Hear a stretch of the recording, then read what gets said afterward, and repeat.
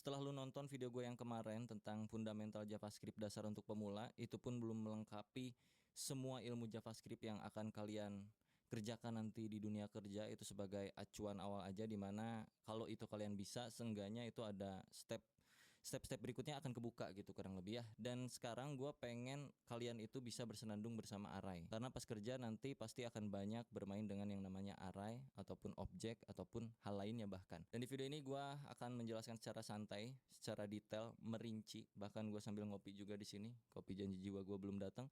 Sambil sebat juga. Jadi buat kalian yang masih di bawah umur, jangan ditiru hal-hal negatif ini. Kalian ambil hal positifnya aja di dalam sintaks-sintaks yang nanti kita akan belajar bersama, terlebih seputar array, karena ada banyak banget materi. Di sini gue punya 12 materi kurang lebih untuk kalian bisa belajar array. Entah akan berapa menit ini lamanya, tapi yang penting kalian enjoy aja untuk mendalami array ini, karena gue jamin ini akan terpakai ketika lu nanti pas kerja as a front end ataupun back end developer, dan khususnya untuk web developer gitu ya.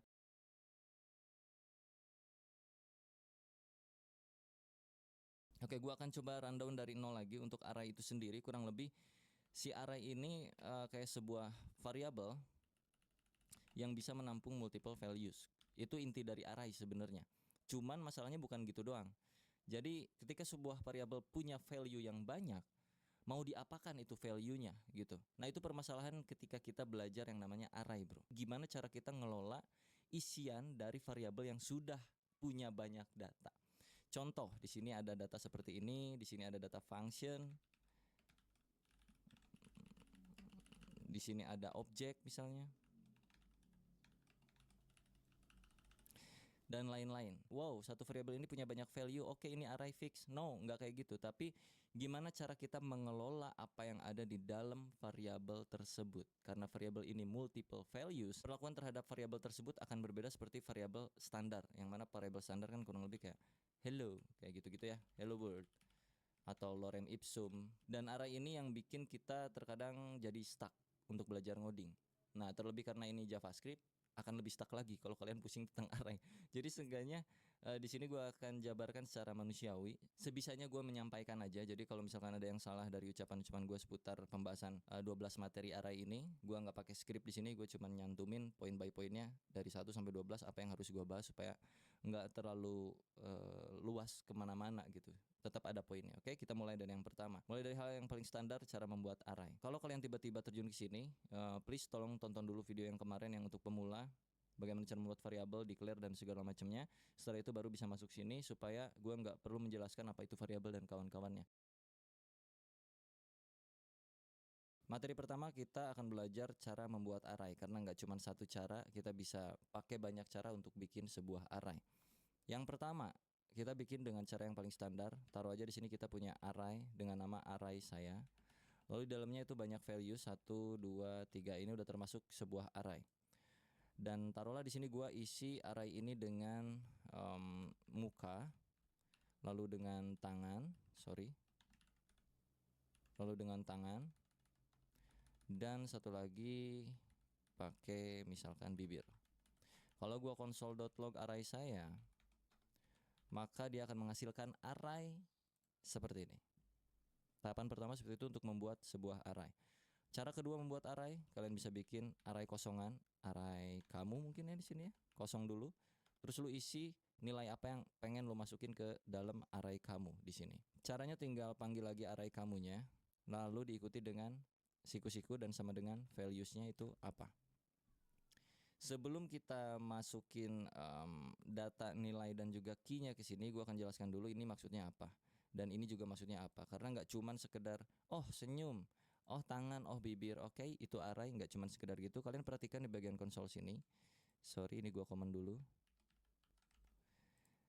Di sini kalau kalian klik tanda panahnya, dia akan turun ke bawah dan kalian lihat di sini ada 0, 1, 2. Muka itu urutan ke-0, indeks ke-0, urutan pertama indeks ke-0 muka, urutan kedua indeks ke-1 tangan, urutan ketiga indeks kedua itu bibir. Bentar, gua notifnya gua matiin dulu, anjir berisik banget ini. Right, sorry ya kalau di sini suaranya berisik, ada suara burung, suara angkot dan segala macamnya. Jadi ketika kita bikin sebuah variabel, walaupun di sini kita nggak masukin key, nggak masukin angka 1230123 itu, tetap di situ sebenarnya ada yang mana 0, 1, 2 tadi itu disebut key atau indeks ya. Indeks dari sebuah array. Indeks itu mulainya dari 0. Sedangkan kita manusia bisa menghitung mulai dari 1. Itu yang bisa bikin kita pusing pas belajar ngoding. Sedangkan di dalam codingan itu mulai dari 0, tapi kita mulai dari 1. Dan terkadang juga sebaliknya. Jadi nanti akan ada hal-hal yang mesti kalian kulik lagi, apalagi seputar array. Oke, kita masuk ke cara kedua ya, karena kalian udah tahu 0, 1, 2 itu apa. Itu disebutnya indeks. Jadi indeks ke-0 adalah senyum, indeks ke-1 adalah tangan, indeks kedua adalah bibir. Urutan pertama adalah muka, urutan kedua adalah tangan, urutan ketiga adalah bibir kalau secara manusianya. Lalu pembuatan yang kedua kurang lebih itu kayak begini, dan kita mesti masukin indeksnya ke sini. Indeks berapa yang mau lu isi? Values-nya. Taruhlah indeks ke 0 dulu, ya kan, indeks 0 muka tuh. Kita taruh di sini, gua ganti dengan bibir misalnya. Lalu array kamu indeks ke-1 gua isi dengan misalnya dengan trompet. Trompet apa itu ya? Bunga lah kurang lebih. Array kamu dengan key indeks kedua itu gua isi X misalnya kayak gini. Kalau kita konsolog array kamu, maka akan menghasilkan hal yang sama saja. 0, 1, 2. Nah, kalau ini lebih jelas lagi karena lu mendeklarasikan si indeksnya. Indeks ke-0 tuh apa, indeks ke-1 tuh apa, indeks kedua tuh apa nilainya. Tapi di sini kan kalian enggak. Walaupun kalian enggak masukin key-nya, tapi secara otomatis sebelum koma itu adalah si 0, setelah koma itu adalah si 1, setelahnya lagi terus berurutan sampai ke ujung sepanjang data yang kalian punya. Nah, ini balik lagi dikit nih ke bagian array saya ya. 0, 1, 2. Kalau gua tanya ke lu yang baru ngoding, ini panjang datanya berapa di dalam satu variabel array saya ini? Apakah ada 2 atau apakah ada 3?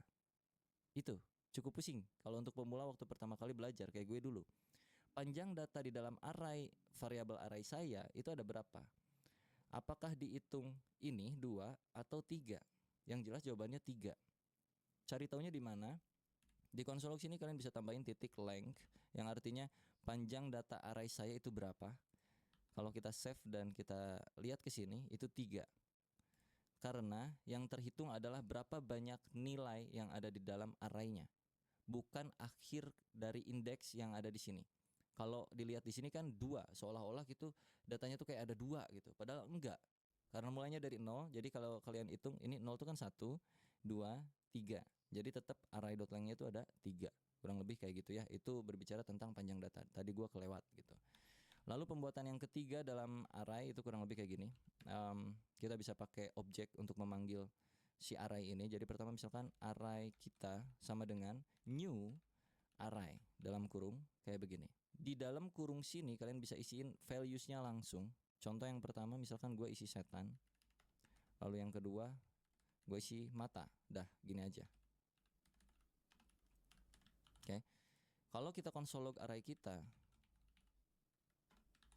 maka dia pun akan menghasilkan hal yang sama. 0, 1, length 2. Oke. Karena ada 1, 2. Sebanyak 2 data artinya panjang datanya itu 2. Dan indeks ke-0-nya adalah setan, indeks ke-1-nya adalah mata. Urutan pertamanya adalah setan, urutan keduanya adalah mata. Apakah kita bisa combine dengan ini? Tentu saja bisa, bro. Anggaplah ini kita nggak isi dulu. Sama kayak gini nih. Ini tuh sama seperti yang ini. Oke. Array kita akan masukkan nilai ke dalam indeks ke-0-nya itu sama dengan misalkan si bunga. Lalu kita save, yang muncul harusnya hanya bunga. Nih, 0 bunga. Sama aja. Kalau misalkan kita ngajeleng gimana bang? Array kita 3 sama dengan misalkan tepuk tangan. Indeks ke-1 keduanya akan jadi apa? Jadi undefined. Kalau kita cek ke browser atau empty, lihat empty kali 2. Artinya tidak terjabarkan apapun, cuman tetap dia masuk ke dalam lingkup array sini. Ya. Bunga, empty kali 2 yang artinya ada 2 nilai yang kosong lalu diikutin dengan nilai terakhir yaitu si tepuk tangan. Kalau kita panggil, ya ini masuk ke materi kedua, cara pemanggilan array sekaligus. Kita pengen manggil array ke-0 di dalam array kita. Array ke-0 atau indeks ke-0-nya adalah bunga. Jadi masukin langsung sini siku-sikunya, kasih tanda 0. Kalau kita save dan kita lihat ke log, itu bakal muncul si bunga. Nih bunga. Tuh. Kalau pengen yang tepuk tangan, berarti masukin sesuai indeksnya itu berapa? 3. Save. Berubah jadi ini ya, tangan. Lalu kalau kita panggil yang kosong tadi 2, 1, 2 itu kan kosong. Key yang kosong ya, indeks yang kosong, isinya nggak adaan, undefined. Jadi nilai yang empty kali 2 tadi itu sebenarnya bersifat undefined, tidak terdefinisikan, belum diapa-apakan. Lalu yang satu pun sama juga, 1 karena dia masih belum ada apa-apa, masih undefined juga. Kalau kita pengen isi, kita bisa kasih dia data di sini kayak tadi lagi. Mau tidak berurutan pun nggak apa-apa bro. Nggak berurutan juga nggak kenapa-napa, aman aja. Taruhlah di sini X. Ya kan, ini nggak berurutan. Jadi X ada di sini dan value udah berubah jadi bunga ini dan ini. Cukup paham tentang penjabaran, pembuatan array dan juga pemanggilannya. Seharusnya cukup mudah ya untuk di awal kali kita belajar array, mulai dari pemanggilan dan juga pembuatannya dulu. Let me respawn in Rome, please. Yes.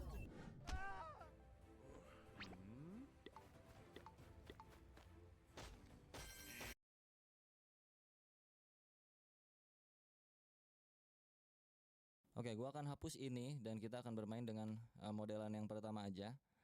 Ini caranya dan kita akan tambahkan beberapa item di sini. Misalkan kita akan bermain yang namanya buah-buahan aja supaya mudah untuk dipahami ya. Oke, di sini jadi gua udah punya 1, 2, 3, 4, 5 data buah dan kita akan coba kelola ini. Bagaimana cara kita mengetahui buah-buah yang ada di dalam sini, kurang lebih kayak gitu. Untuk materi yang kedua itu kita harus tahu apakah array ini mengandung sesuatu atau tidak. Kayak contohnya misalnya, apakah di dalam data array saya mengandung semangka? Apakah di dalam array saya mengandung alpukat? Nah, kayak gitu ya. Kalau kita lihat secara kasat mata kan memang iya mereka mengandung semangka dan mengandung alpukat. Masa iya di sini kita tiba-tiba iya, kan nggak mungkin. Jadi harus kita coding sedikit. Array saya dot includes apa yang akan lu cari? Mengandung, taruhlah mengandung semangka. Mana semangka sini? Nih ya. Ini artinya apakah array saya mengandung semangka? Ya, jadi kita akan coba buat dia di dalam variabel const is semangka, bahasa Inggrisnya apa ya? Is semangka lah. Udah semangka aja, lupa gua. Bahasa Inggris semangka apa sih anjing? Oke, semangka ya. Kita konsol log semangkanya. Kalau dia bernilai true maka dia ada semangkanya. Kalau dia bernilai false maka di dalam array saya ini nggak ada semangkanya. Kita cek ke browser. True, artinya dia ada semangkanya. Kalau gua masukkan selain semangka, taruhlah di sini gua buah apa ya? Nah, buah ini nih. Buah pisang. Ini kan gak ada pisang ya. Kita coba masukin pisang sini. Kalau gua baca, apakah array saya itu mengandung buah pisang? Lu lihat dah ke sini, ada pisang nggak? Enggak kan? Berarti harusnya kan munculnya false. Jadi kalau kita console log, kita ganti dulu pisang. Nah, jadi enak nih. Const pisang alias variabel pisang untuk mengecek apakah array saya itu mengandung pisang atau tidak. Jadi kalau kita console log, false, dia tidak mengandung pisang. Oke, gua balikin lagi ke semangka ya. Sip, kita udah tahu di sini tuh ada semangka. Kalau misalkan lu pengen tahu semangka itu ada di posisi indeks keberapa, lu udah tahu di sini ada semangkanya. Anggaplah lu nggak punya gambar buah-buahan ini di dalam array ini. Anggaplah ini nggak ada, gua tutup, anggaplah ya. Misalkan ini gua cut. Ternyata di dalam array itu memang mengandung semangka. Dan lu harus tahu semangka itu ada di posisi keberapa, didempet sama buah-buahan apa misalnya gitu. Dan untuk mengetahui itu lu bisa pakai yang namanya index of. Jadi const posisi pisang sama dengan array saya dot index of apa yang mau lu masukkan. Ini bukan pisang lagi, ini semangka, sorry Pak, semangka. Posisi semangka. Oke. Masukkan ke sini index of semangka. Kalau gua konsolog semangka, dia udah tahu lah ya, dia ada true. Dan jika true, maka gua akan munculkan posisi semangkanya. Maka kita di sini mesti kasih kondisi sedikit lah. Jika semangka, maka console.log posisi semangkanya. Oke. Ini artinya kalau semangka bernilai true, maka munculkan posisinya. Jika tidak, console.log saya tidak tahu posisinya di mana. Kalau kita refresh, ada di indeks ketiga. Apakah betul? 0, 1, 2, 3. Itu untuk mengetahui semangka. Jadi kalau kita perlengkap di sini, kalau gua pakai backtick di sini ya, bro.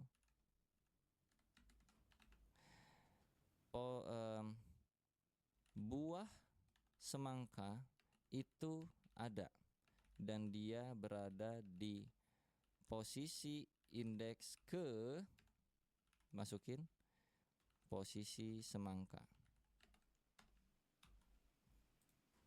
Oke. Buah semangka itu ada dan dia berada di posisi indeks ketiga. 0, 1, 2, 3. Hari yang sempurna diawali dengan aroma nikmat roti panggang dan cita rasa khas Nutella. Ketika keduanya bertemu, pagi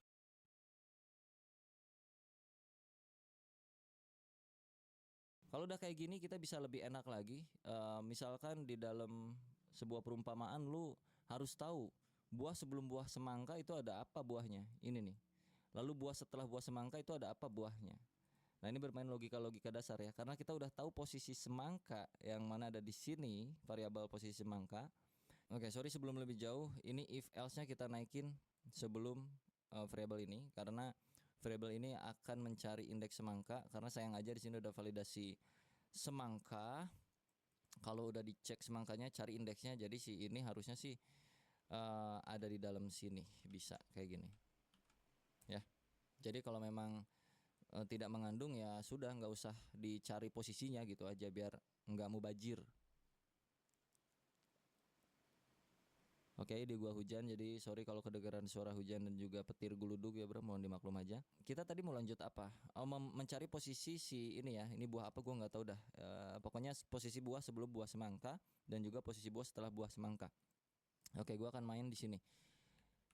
Cons before sama dengan ya posisi sebelum semangka, artinya kita udah tahu indeks semangka itu ada di mana. Dia tuh tadi 3 ya kan, 0, 1, 2 ke 3. Tinggal kita cari tahu posisi indeks sebelum indeks 3 adalah 2. Jadi kita tinggal declare aja before atau index before. Index before itu di sini berarti tinggal posisi semangka dikurangin 1, ya kan?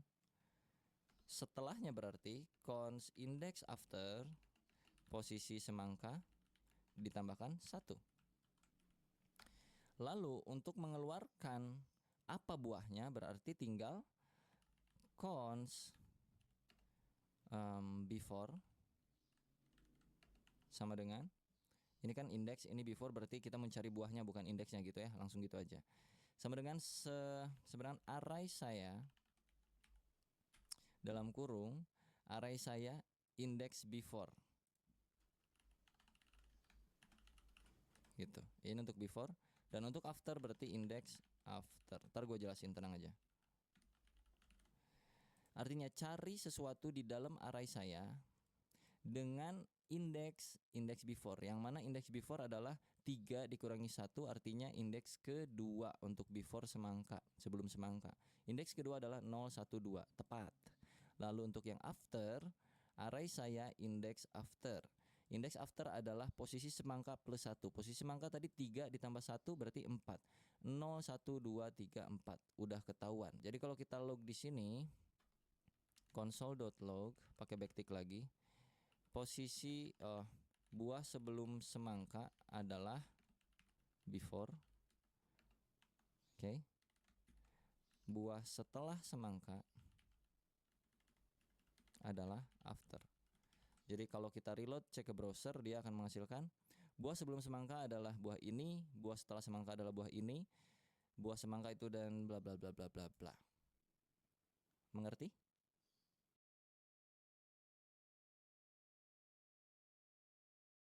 Gua akan hapus konsol log yang ini karena kita udah nggak butuh posisi semangka lagi karena udah tertampung di dalam sebuah variabel. Kita bakal lanjutin ini. Gimana kalau misalkan gua pengen tahu posisi buah pertama itu apa? Buah apa gitu. Jadi ada shorthand yang bisa kalian pakai di JavaScript.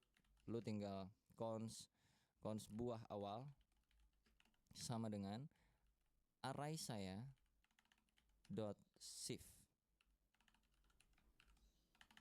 Maka lu akan tahu posisi buah awal itu apa. Oke, kalau kita konsol log, buah awal adalah buah awal.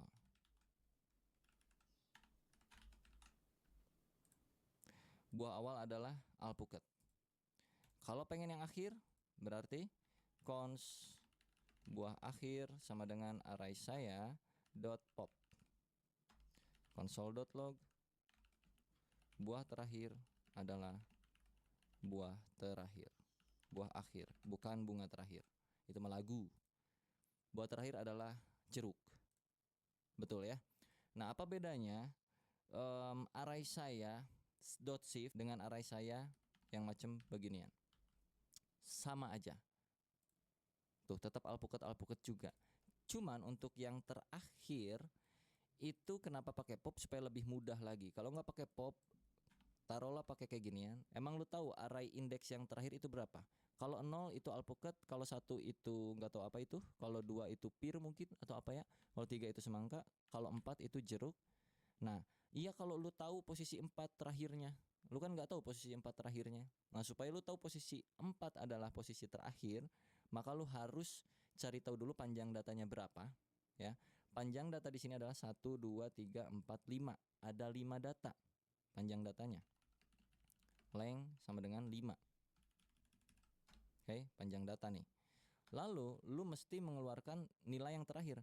Kalau kita langsung masukin 5, indeks itu mulai dari 0.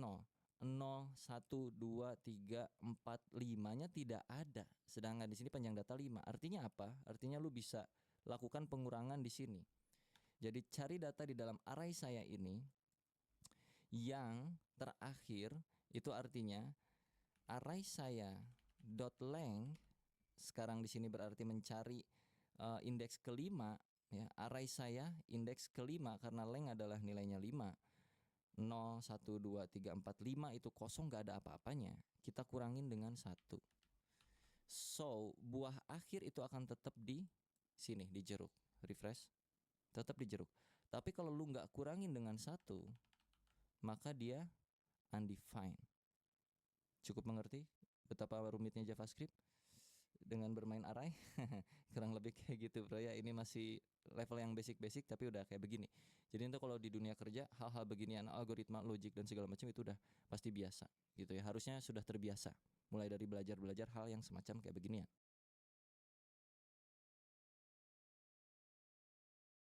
Kayak kita udah bikin gimana caranya membuat array, terus kita juga udah cara panggil value-nya, cara menentukan posisinya. Ada satu hal yang belum gua sebutkan di sini, nih gua akan hapus dulu. Modelan yang terakhir, tadi kita belum ubah key-nya, yang mana key itu bisa diubah juga. Tadinya kan 0 1 2 3 0 1 2 3 kayak gitu-gitu terus, dan kita misalkan pengen ngasih ciri ke dalam key-nya karena ini buah-buahan kebetulan. Jadi taruhlah di sini gua akan hapus dulu dan kita kasih array kosong di sini. Gua pengen key pertama tuh bukan 0, tapi gua pengen key pertamanya itu array saya alpukat sama dengan gua kasih di sini alpukat kayak begini. Ini bisa juga. Atau key yang kedua kita kasih jeruk. Lalu kita console log array sayanya. Dan kalau lu cek ke browser akan menghasilkan hal seperti ini. Alpukat, ini alpukat, jeruk, ini jeruk. Loh kok lengthnya 0 bang? Untuk memanggil ini pun lu nggak bisa kayak begini. Karena dia bukan berupa urutan, ya, bukan berupa indeks key yang dari 0, 1, 2, 3 itu. Jadi untuk pemanggilannya lu mesti kasih di sini apa tuh namanya? Kata-katanya apa? Alpukat. kalau lu pengen dapetin hasilnya. Ini alpukat ya. Terus jeruk, ini jeruk. Jadi ada banyak banget hal yang bisa kalian mainkan dengan array. Dan kenapa gua bikin video ini dengan santai kayak beginian walaupun lu pada pusing untuk belajar pertama kali. Jadi ini sebenarnya bukan video tutorial juga, cuman ngasih tahu bahwa array itu bisa sangat-sangat manipulatif ya, bisa membuat lu pusing, bahkan bisa membuat lu jadi lebih mudah dalam mengerjakan hal-hal di dalam pekerjaan lu nanti gitu, bro.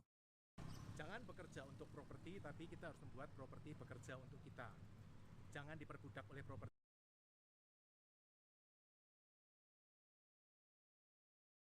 Oke, kita move lagi ke hal yang berikutnya. Di sini materinya gua punya array copy. Oke, array copy kurang lebih minimal kita harus tahu yang namanya shallow copy dan juga deep copy di dalam JavaScript. Daripada gua salah, mending kita praktekin aja langsung. Mending kayak beginilah langsung ya. Oke, kita akan move ke masalah copy-copyan di dalam sebuah array. Jadi gua ini sebagai apa ya, pengalaman dulu aja. Jadi waktu itu gue punya data array yang cukup penting di sini. Taruhlah data array yang cukup penting itu adalah data-data buah-buahan seperti ini. Ini adalah data original yang dikirim sama bos gua misalnya gitu, dan bos gua ngasih notes ke gua. Lu boleh kelola array itu, tapi jangan sampai merubah nilai standarnya, nilai yang gua kasih di awal. Nilai originalnya itu nggak boleh berubah. Gua waktu itu langsung bikin kayak begini duplikasinya dari array tersebut. Oke, taruh di sini new array saya sama dengan array saya. Ini yang gue lakukan dulu waktu gue kerja pertama kali dan mengelola array. Kurang lebih ini yang gue lakukan dan itu cukup goblok bagi gue. Lalu di sini gue taruh console log untuk kalian tahu apa yang terjadi di dalam array yang baru, new array saya. Gue akan masukkan ke sini. Lalu kita harus tahu juga array saya yang ada di atas itu nilainya apa sebelumnya ya, dan setelah di copy. Sorry. Oke, jadi di sini gue udah konsol 2 biji. Yang pertama yang original dan yang kedua ini gue kasih ciri KW alias duplikasi dari array saya. Dan memang kalau kita konsol log itu menghasilkan hal yang sama. Lihat gambarnya pun ini buah-buahan yang sama, betul? Kelihatan gak sih? Kelihatan dong harusnya ya. Buah-buahan yang sama nih. Cuman masalahnya gue nggak sadar ketika gue manipulasi isi array yang baru itu ternyata terimpact kepada isi array yang original. Let's say new array saya untuk posisi yang indeks pertama itu akan gue ubah menjadi bukan buah itu tapi buah lain-lain. Misalnya taruhlah bukan buah lah ya, taruh di sini gue pakai X kayak gitu. Yang mana ketika gua save dan cek balik lagi ke browser, ya memang di sini array pertama udah berubah jadi X. Dan sisanya masih sama seperti yang original. Tapi ingat notes dari bos gua bahwa yang original itu nggak boleh diubah deh ya, karena itu penting banget. Lu harus bikin copy dulu, baru lu boleh ubah dari copyan tersebut. Kalau lu cek sini, originalnya pun berubah. Kalau secara teori gue nggak bisa banyak ngejelasinnya kayak gimana dan kenapa. Tapi kalau lu pengen tahu, lu coba baca yang namanya shallow copy dan juga deep copy di dalam JavaScript kurang lebih kayak gimana tuh ya. Walaupun sebenarnya di dalam bahasa lain pun sama juga, ada yang beginiannya juga pasti. Cuman kalau di JS ya berbeda pengimplementasiannya. Jadi kalau lu mainannya JS ya lu cari aja shallow copy dan deep copy yang ada di dalam JavaScript. Nah, ada beberapa cara supaya objek originalnya itu tidak berubah atau array di dalam isi nilai di dalam isi array saya itu nggak berubah. Lu bisa pakai di sininya misalnya kayak spread operator kayak begini. Jadi kalau kita save balik lagi, di sininya X tapi di yang original masih original. Atau lu bisa pakai cara-cara lain kayak macam array saya dot slice menghasilkan hal yang sama, tidak berubah. Atau array saya dot atau array dot from array saya kayak gini, tidak berubah.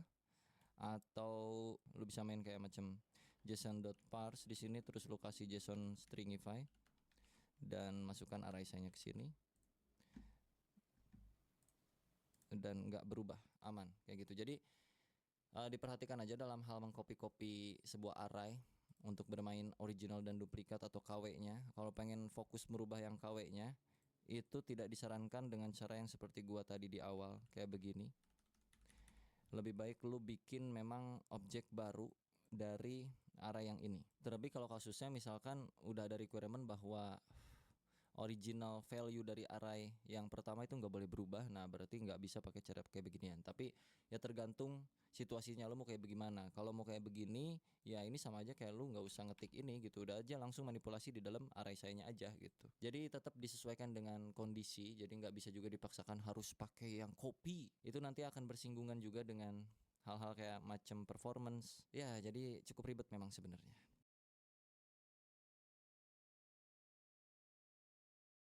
Oke, taruhlah misalkan kita punya banyak tipe data. Di sini kan saat ini cuman string-string doang nih di dalam value array-nya. Jadi misalkan di dalam sini namanya array itu bisa isinya bisa banyak ya, bisa beragam, ada yang string, ada yang number, ada apa.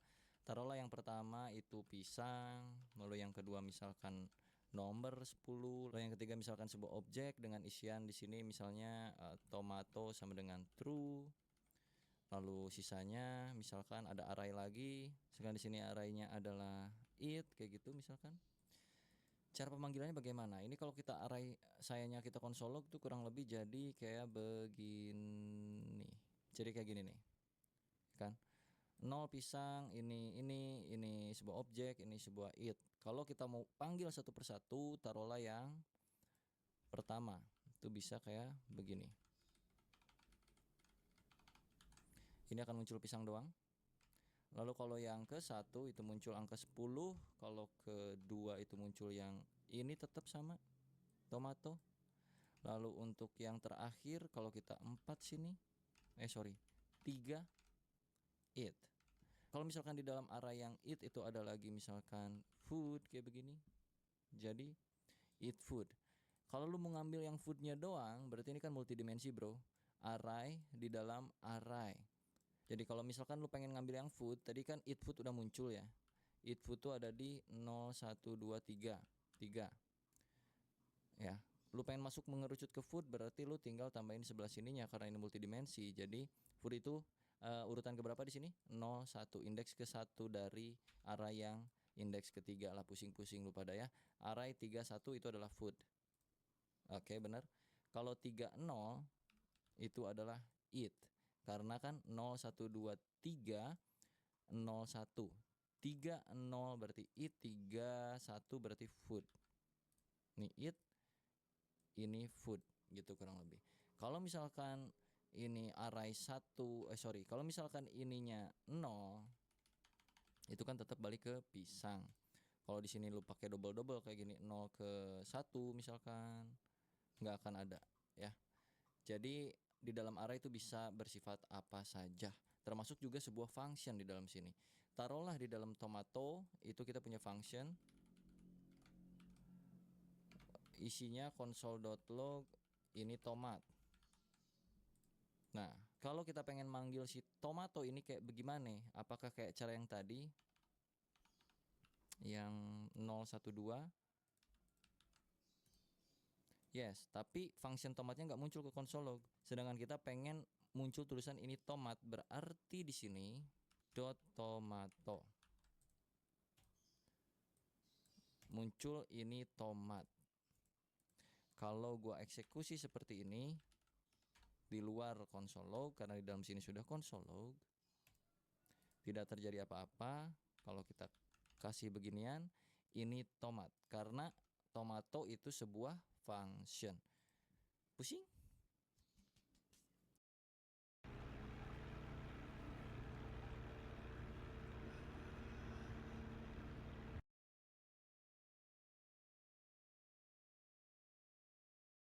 Sekarang kita coba merging dua buah array menjadi satu, kurang lebih dengan cara yang cukup sederhana. Taruhlah di array pertama, array saya, lagi-lagi array saya itu kita punya 3 atau berapa buah inilah ya, buah anggur.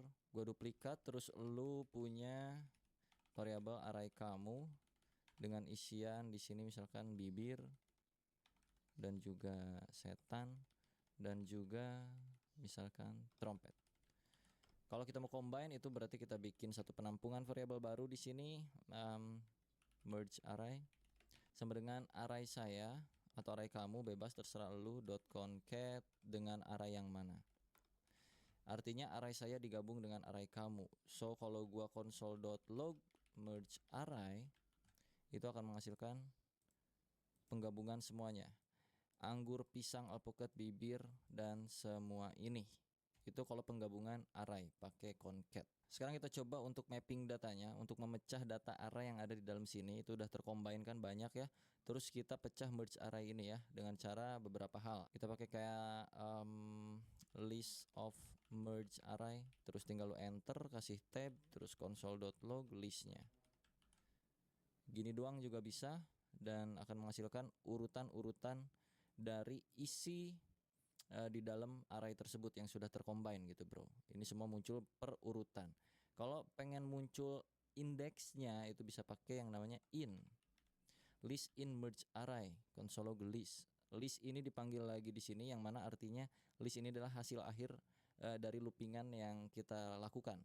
Kita di sini melooping yang merge array. Jadi kalau dilihat 0 1 2 3 4 5 sebanyak data itu. Kalau misalkan pengen keduanya lu punya, lu bisa pakai mapping map.map merge array.map kayak begini. Terus lu kasih dua parameter. Yang pertama itu parameter nilainya, taruh value dan taruh index di sini.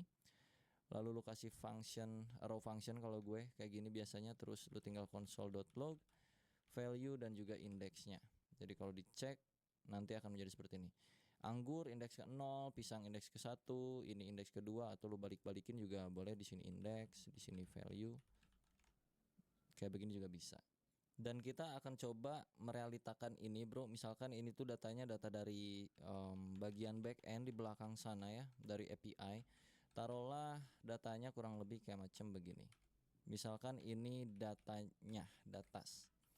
Lalu kata bos lu disuruh, gue pengen di bagian front end itu muncul bagian namanya doang, gak usah dikasih tahu stacknya apa, apanya kayak gimana. Ya kita bisa pakai banyak cara.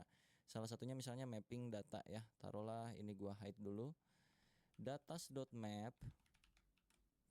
Kayak tadi lagi, lo masukin valuesnya apa, lalu indeksnya indeks apa ke berapa, kasih raw function, lo kasih return di sini values.name. Atau kasih console log dah.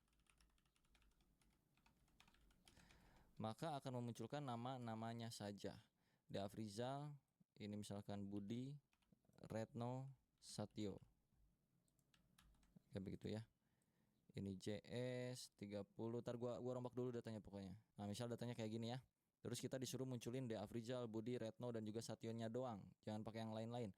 Maka tinggal ambil values.name, artinya nama dari runtunan array yang udah kita map. Deafrizal, Budi, Retno, Satyo. Kalau misalkan disuruh munculin lagi apanya gitu, misalnya stacknya itu apa, ya lu masukin aja sini values.stack.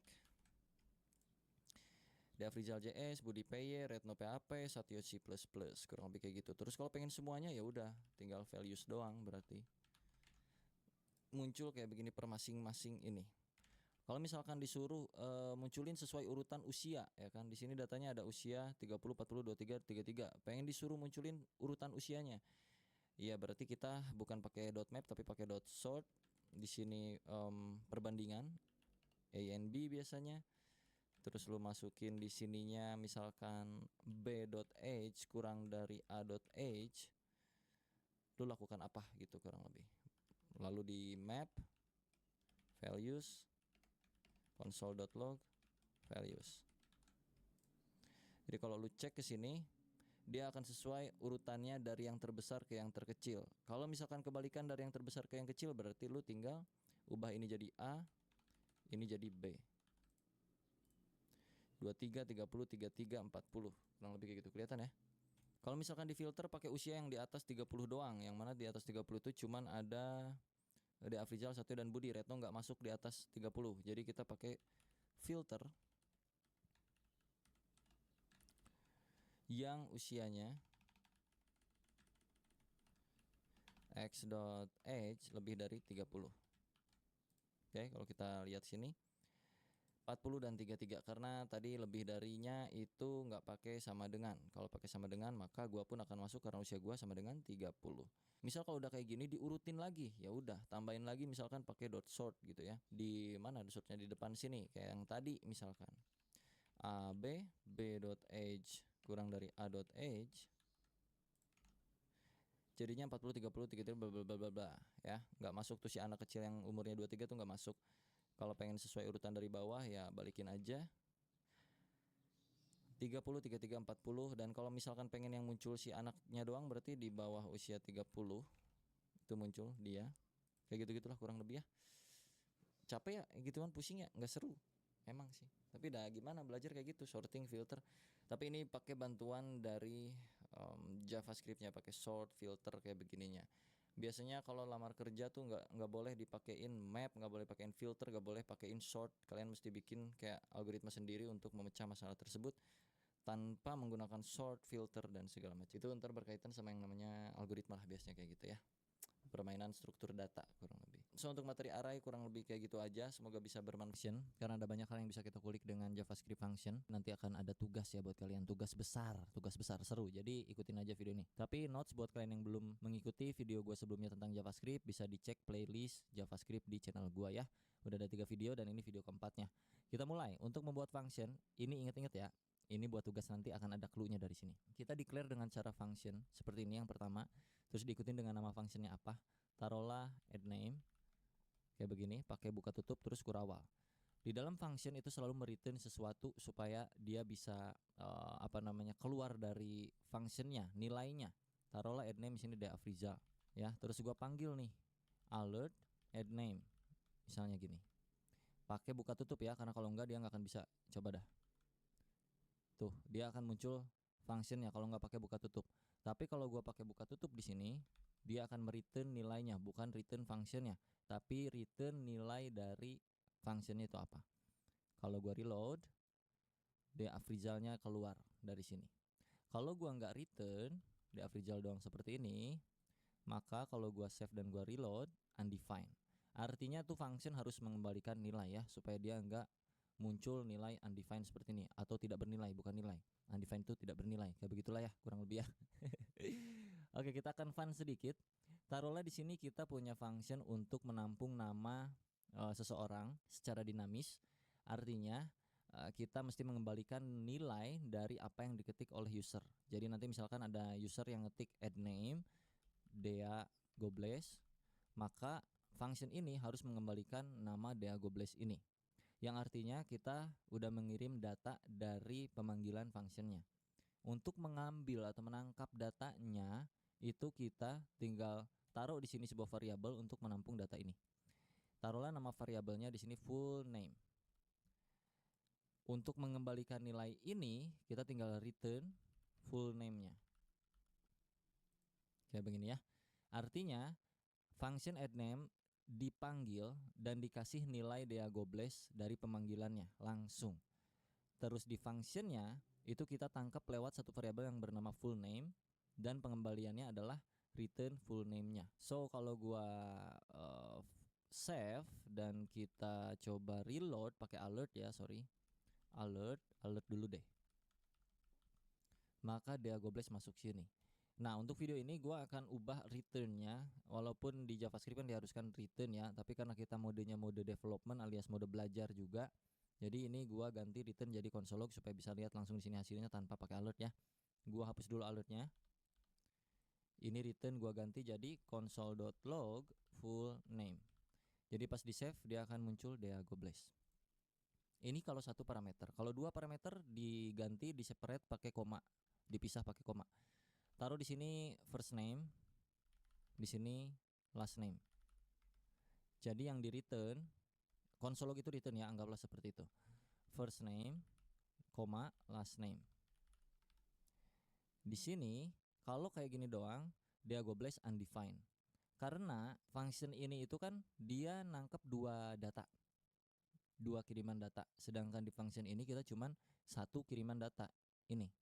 Kalau kita tambahin Dea Gobles, tambahin kayak gini Margodoso, maka udah nggak undefined tuh, karena sesuai. Ini data pertama, koma, data kedua. Data pertama masuk ke first name, koma, data kedua masuk ke last name. Atau mau panggil satu-satu boleh. First name, terus console log lagi. Last name, Diago Blaze Margodoso. Mau ditambahin lagi di sininya misalnya nama depan, titik 2. Di sini nama belakang, nama keluarga, nama marga lah, taruhlah gitu ya. Jadi nama depan Diago Blaze, nama marga Margodoso. Seperti itu. Ini yang kita sebut sebagai permainan pengiriman data ke function. Bisa disebut passing data, passing parameter, passing value, passing apa kayak selalu ya, passing pengiriman dan penangkapan data, kurang lebih kayak begini. Nah, sebenarnya di dalam function JavaScript ini itu termasuk bagian dari yang namanya argumen. Di sini di pemanggilan function addName, kedua parameter ini adalah sebuah argumen yang kita ketik. Argumen pertama adalah bernilai string dengan isian Diago Blaze. Argumen kedua adalah Margodoso, ya. Tanpa kita harus panggil di situ parameter pemanggilannya dengan cara bikin satu variabel atau dua variabel sesuai dengan berapa banyak jumlah argumen yang dimasukin, kita juga bisa lewat yang namanya console.log arguments. Ini hapus aja. Bahwa sebenarnya pun function itu sudah mempunyai argumen tanpa kita masukin parameter di dalam functionnya. Kalau kita console log argumen akan muncul kayak beginian. Argumen 2, Diago Blaze dan juga Margodoso, betul? Untuk manggil yang pertama itu bisa pakai 0. Untuk manggil yang kedua itu bisa pakai 1. Jadinya Diago Blaze Margodoso. Kalau pengen kayak tadi ya sama aja. Komain aja sini. Nama depan, yang ini nama belakang gitu, atau nama marga. Sama kayak tadi, tanpa kita tangkap datanya di parameter functionnya, tapi kita panggil lewat yang namanya argumen. Kalau kita nggak tahu argumennya bang, kayak gimana ya, pakein for loop lah kurang lebih. Contoh, for let i arguments.length i kurang dari argument.length i plus plus console.log arguments i Margodoso. Oh sorry, dari 0 mulainya, salah. Diago Blaze Margodoso. Sini tinggal tambahin nama saya Diago Blaze, nama saya Margodoso, kurang lebih kayak gitu. Atau nama lengkap ya, karena di looping kan kayak gitu ya, sebenarnya bisa diakal-akalin juga lah. Nama lengkap Diago Blaze, nama lengkap Margodoso. Ini kalau misalkan ceritanya bukan nama depan nama belakang, tapi banyak nama, Fikri Gobles misalnya, Deden Gobles. Kayak gitu-gitulah kurang lebih ya. Tapi ini kan ribet, jadi nggak usah gini, udah normal aja hidup mah bro. Pakai parameter aja dah. Itu untuk studi kasus tertentu kita bisa pakai begituan. Tapi yang paling standar ya username atau di sininya nama awal, first name, last name gitu. Console log first name plus last name itu bisa, atau pakai koma juga bisa. Dan jangan lupa karena di sananya itu 2, di sini juga 2 ya. Diago Blaze Fikri Gobles. Kalau nggak pakai koma dia akan bersatu, kalau pakai koma dia akan jadi spasi. Nah gitu, gampang-gampang. Ini metode pertama pembuatan function, lalu kita masuk ke yang kedua dengan cara functionnya itu ditampung ke sebuah variabel. Taruhlah addName ini adalah sebuah variabel ya. Cons ya sedikit lucu di JavaScript memang, tapi ya mau dimaklum. Cons full name sama dengan, nah lo pusing-pusing lo. Ini gue zoom out dikit. Tuh kayak gini deh. Cons full name sama dengan function addName. Ya. Ini manggilnya bukan lagi pakai addName tapi tinggal full name. Sama aja hasilnya. Itu bisa juga kayak gitu.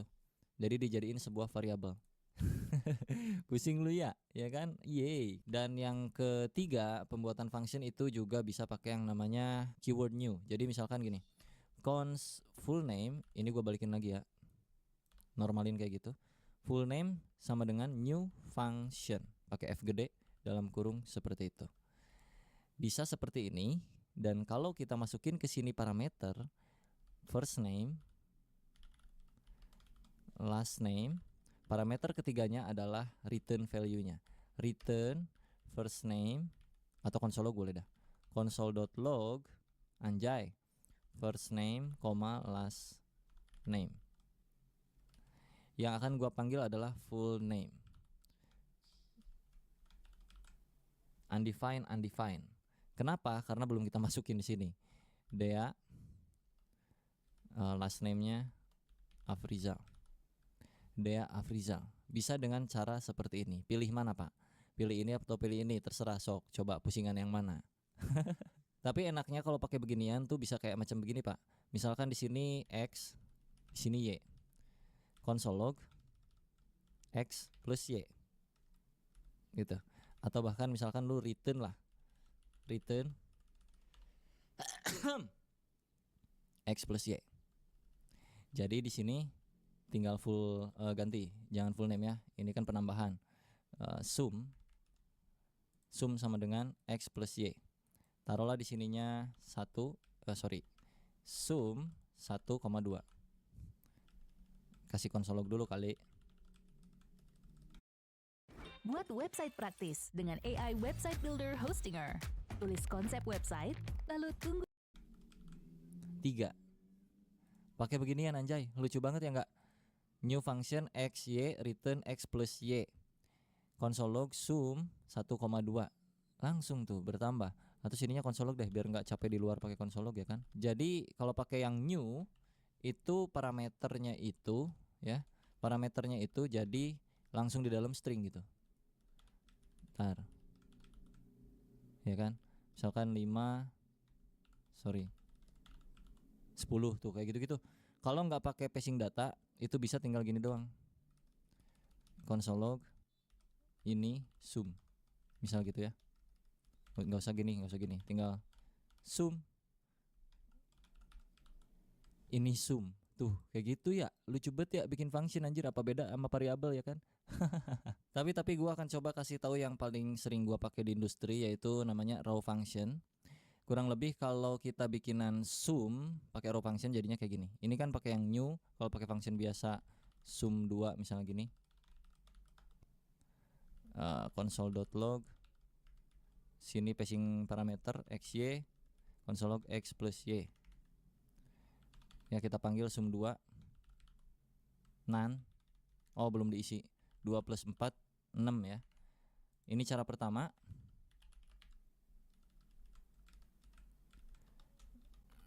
Ini cara kedua. Cara 3. Sum 1, sum 2, sum 3. Nah, ini kita bikin yang sum 3 dengan cara kayak gini. Cons sum 3 sama dengan console.log X plus Y. X, Y. Ini cara 3. Sum 3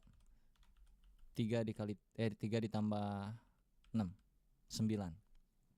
Ini cara yang ketiga yang paling gue sering pakai di industri dengan yang namanya raw function. Nah, jadi ada 3 cara. Cara pertama pakai new, cara kedua standar function, cara ketiga raw function. Seperti itu. Biar relate semuanya, ini gua tambahin lagi XY-nya. X tampung Y. Sini adalah X plus Y. Wow. Sum 1 tambah 1, sum 2 tambah 2, sum 3 tambah 3, 2, 4, 6. Wah menarik sekali ya. Ini pembuatan fungsinya kurang lebih seperti ini. Kalian pilih yang mana yang paling enak. Hasilnya sama-sama aja kurang lebih ya. Oke, bicara seputar yang namanya hoisting. Jadi buat kalian yang belum tahu, ada yang namanya hoisting di JavaScript, yang mana variabelnya bisa tereksekusi sebelum di-declare atau dideklarasikan atau diketik variabelnya. Contoh, kalau kita ketik di sini var data sama dengan 1, lalu gua console log di atasnya data ya, undefined. Oke. Kalau gua taruh datanya di atas, satunya ada. Itu berlaku untuk variabel. Kalau gua ganti cons kayak gini nggak bisa karena data before initialization alias si data ini di bawah console log. Nah, variabel cons itu menolak karena seolah-olah data ini belum ada nih. Variabel data tuh mana sih? Dia nggak bisa baca yang ada di bawah karena dia urutan dari atas ke bawah, interpreted, mengeksekusi berdasarkan baris kodenya dari atas ke bawah. Tapi di JavaScript ada yang koplak yang namanya hoisting. Ketika lu variabelnya bukan const tapi var, maka dia akan tereksekusi sebagai undefined. Kalau gua naikkan ke atas, maka dia 1. Itu berlaku di function ternyata hoisting ya. Contoh, ini gua naikkan ke atas. Ini kan di bawah nih gua bikin deklarasinya, gua akan naikin ke atas. Lihat, ada yang error yang mana? Yang ini ya, access sum1 before initialization. Kenapa? Karena sum1 berupa variabel. Nah, itu tujuannya kenapa function dijadikan sebuah variabel salah satunya. Kalau gua komen yang satu jadi masuk ke yang bagian ini dan ini, yang 2 masuk loh. Ya enggak? Sum 2 itu masuk sini. 4, ya kan? Yang sum 2 itu 2 tambah 2 4, tapi yang sum 3 nggak bisa masuk karena sum 3 before initialisasi itu. Karena dia ada di bawah. Kalau gua naikkan ini ke atas, maka dia bisa. Tuh, 4 6. 2 mah bisa di atas panggil. Mau di atas mau di bawah juga nggak ngepek dia. Tuh. Ya, ngerti nggak maksudnya tuh? Itu yang dinamakan dengan hoisting. Kurang lebih kayak begituan. Jadi gua balikin lagi ya ke awal ya. Ada banyak cara untuk supaya kita aman dari hoisting. Kurang lebih tadi udah gua praktekin juga sedikit. Cuman sebenarnya ada banyak problem yang itu pembahasannya panjang sekali dan rumit dan harus di project yang beneran. Kalau project kayak gini ini kan masih sekedar cuman iseng-isengan doang, jadi nggak bisa terlalu banyak menjelaskan tentang hoisting itu sendiri. Mungkin nanti kalau kita studi kasus based on project ya bro ya. Oke, jadi sebelum tugas gua akan rekap dulu. Untuk membuat function itu setidaknya ada 3 cara seperti ini. Dan untuk setiap function itu biasanya mereturn sesuatu dengan keyword return, yang mana di video ini kita ganti jadi console.log supaya bisa masuk ke bagian sini ke console. Dan juga untuk setiap function itu kita bisa pakein apapun ya di dalamnya ya. Mau if else, misalnya if x plus y sama dengan 4. Hai geng, Fanta rasa anggur baru nih. Rasa anggurnya juicy. Misalnya sorry kayak gini. Contoh. Maka console.log wow. Tuh. Ini 1 plus 1 2. 2 plus 2 wow, 3 plus 3 6. Kenapa wow? Karena di sini dipakein validasi jika bla bla bla. Nah, itu bisa ya untuk mainan function tuh terserah lu dalamnya tuh apa aja terserah. Jadi sesuai dengan namanya. Misalnya function nambahin nama add name misalnya gitu, atau function add, atau function calculation, atau function random dan segala macamnya kayak gitu ya. Contoh misalkan function randomize. Contoh aja sebagai sampel doang ini mah ya. Return math.random dikali 1000. Terus kita panggil randomize. Masukin ke dalam console log ya. Sorry, ini console log.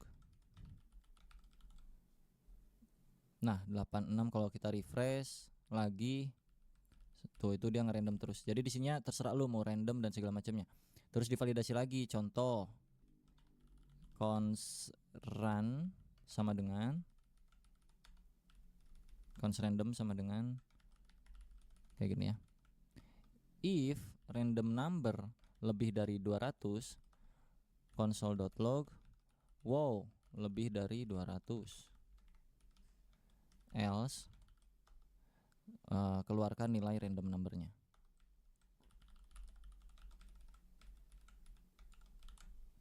Gitu.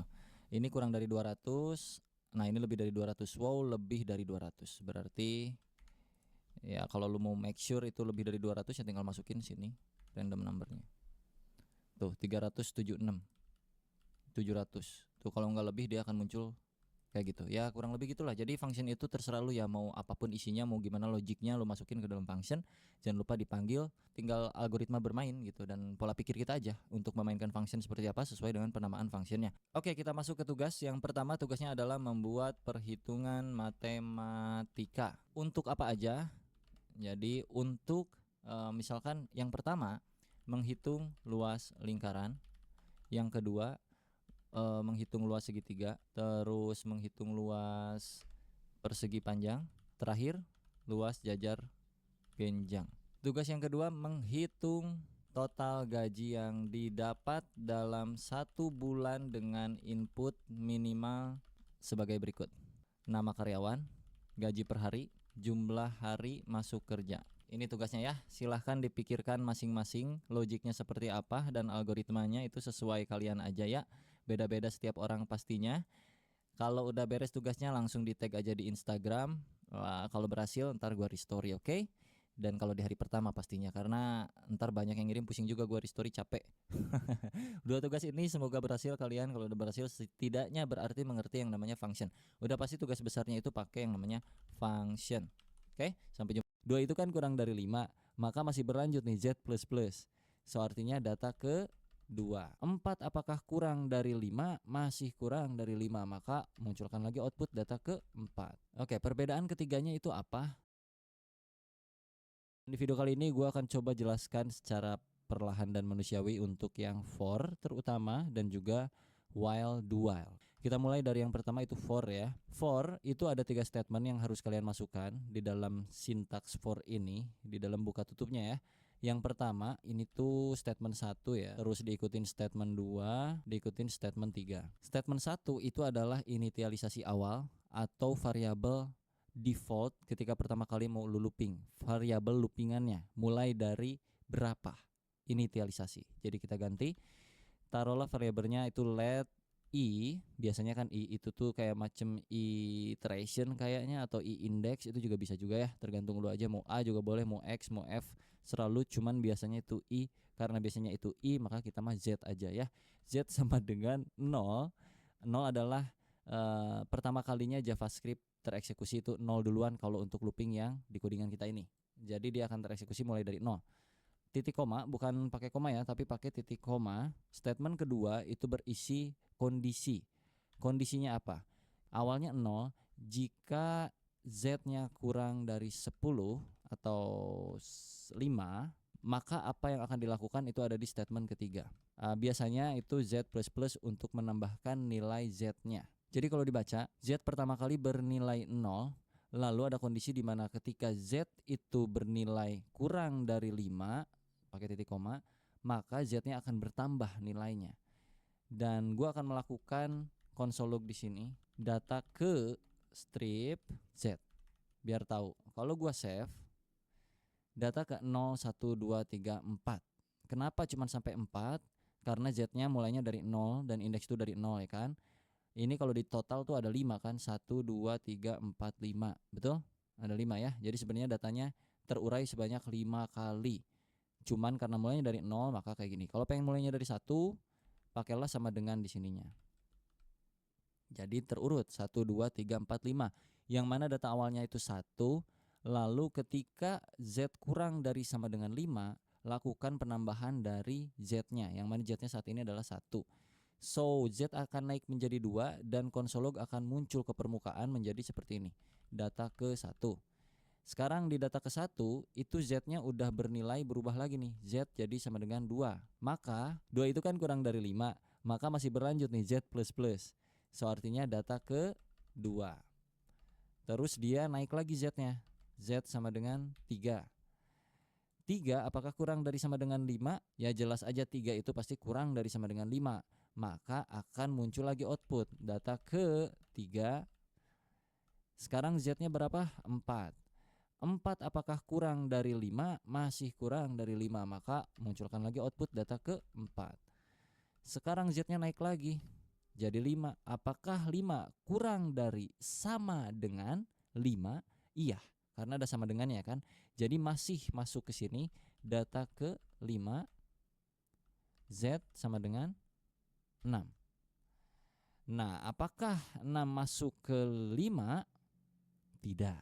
Ya, 6 itu enggak kurang dari 5, bahkan enggak kurang dari sama dengan 5. Jadi untuk data yang ke-6 itu tidak akan masuk yang ini. Jadi berakhir di sini, end of loop.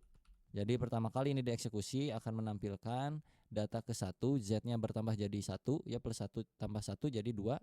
Terus 2 nambah lagi plus 1 jadi 3. Kalau berhasil yang 3 nambah lagi jadi 4. Ini nambah lagi sampai ke posisi akhir, maka di sini dia tidak bertambah lagi. Ini untuk for ya, materi for di JavaScript kurang lebih seperti ini. Kalau kita mau kurangin hasilnya atau dibalikin atau decrement ya bro ya, ini kan increment. Kalau pengen decrement, ini dipakein min-min. Ini pasti error loop ya, pasti jadi kacau dan akan stuck seperti ini karena kita mulai 1 sampai ke 5 ini hancur pokoknya. Harusnya dari sini 5 turun ke 1, maka pas di looping, wow lihat nih anjay. Sedap sekali bukan? Bede. Jadi jangan sampai salah logic ya. Itu tadi gua kepencet save sengaja biar lu tahu kalau terjadi logic error tuh akan kayak gimana. Nah, kurang lebih ini komputer akan CPU-nya naik kayak gitu ya. Jadi infinite loop tuh yang tadi disebutnya, dia naik dan kita akan kesulitan untuk membuka browsernya. Ya, kita coba running di sini aja. Data ke 5 4 3 2 1 gitu ya kurang lebih. Ini browser gua kan masih error ya, masih infinite loop. Jadi ya udah gua pakai Node.js aja untuk running JavaScript-nya, sama aja tapi by the way. Jadi nggak terlalu berpengaruh. Gua akan mulai dari Node.js aja. Dan ini bisa lu kombinasikan juga dengan lain-lain yang bisa menarik bagi lu mungkin suatu saat. Jadi lu bisa kasih kondisi kayak macam jika modulus dari ini berapa, ntar lu bakal bisa nemuin ganjil genapnya kayak gitu kurang lebih. Misalkan Z modulus 2 atau sisa bagi dari 2 sama dengan 0, maka kita console log Z-nya. Awalnya kepikiran mau sarapan soto yang selalu ramai dan terkenal. Tapi lihat uang di kantong tinggal 2.000 gopek, mana mungkin ya kan? Cuman 2.000 gopek mana? Dan kalau gua running 4 dan 2 adalah genapnya. Kalau tidak sama dengan 0, maka pas gua running itu data ganjilnya. Ya bisa menarik lah pokoknya, untuk mainan loop ini bisa sangat menarik. Taruhlah ini ada 100 misalnya, atau berapa kek, ya 1000 lah boleh. Kalau kita running, nah kan terurut tuh dari atas sampai ke bawah nih Pak. Ya, 19, 17, 19, 13, 11, 9, 7, 5, 3, 1. Kalau pengen naik ya tinggal plus ininya. Ya gitulah, sesuai penjelasannya harusnya kalian mengerti ya untuk yang for. Sekarang kita coba ke while dan do while dengan materi yang sama kurang lebih yang kayak gini juga ya. Sekarang gua akan coba konversi for ini ke while dengan cara kita bikin satu variabel baru di luar, atau gini aja lebih enak deh ya. Let enggak deh, dari 0 aja lagi ya. Let x sama dengan 1. Ya kalau yang for itu pakai z, kalau yang while itu pakai x. While x kurang dari sama dengan 10, ini juga kan 10 kan sama. Apa yang akan kita lakukan? Kita akan mengkonsol.log data y ke x sorry, kok y sih?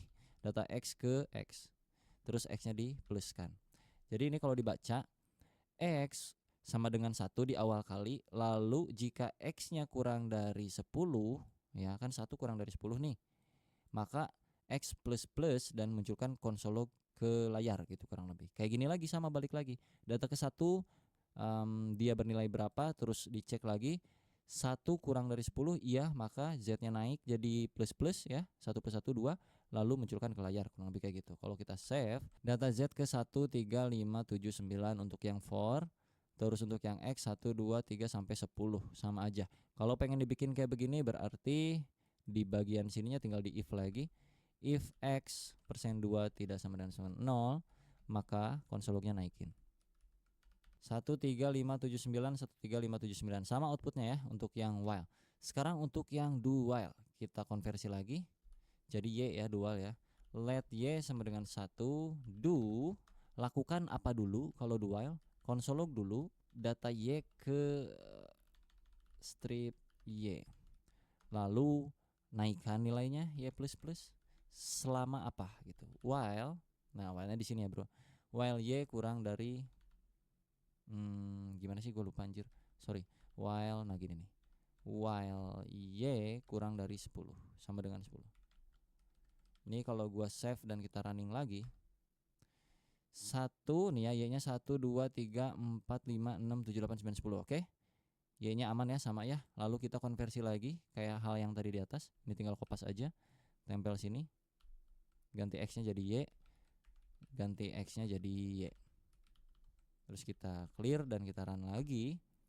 Hasilnya sama, 1 3 5 7 9. Ini versi do while-nya, ini versi while, ini versi for. Oke, perbedaan ketiganya itu apa? Kita taruh if-nya hapus dulu.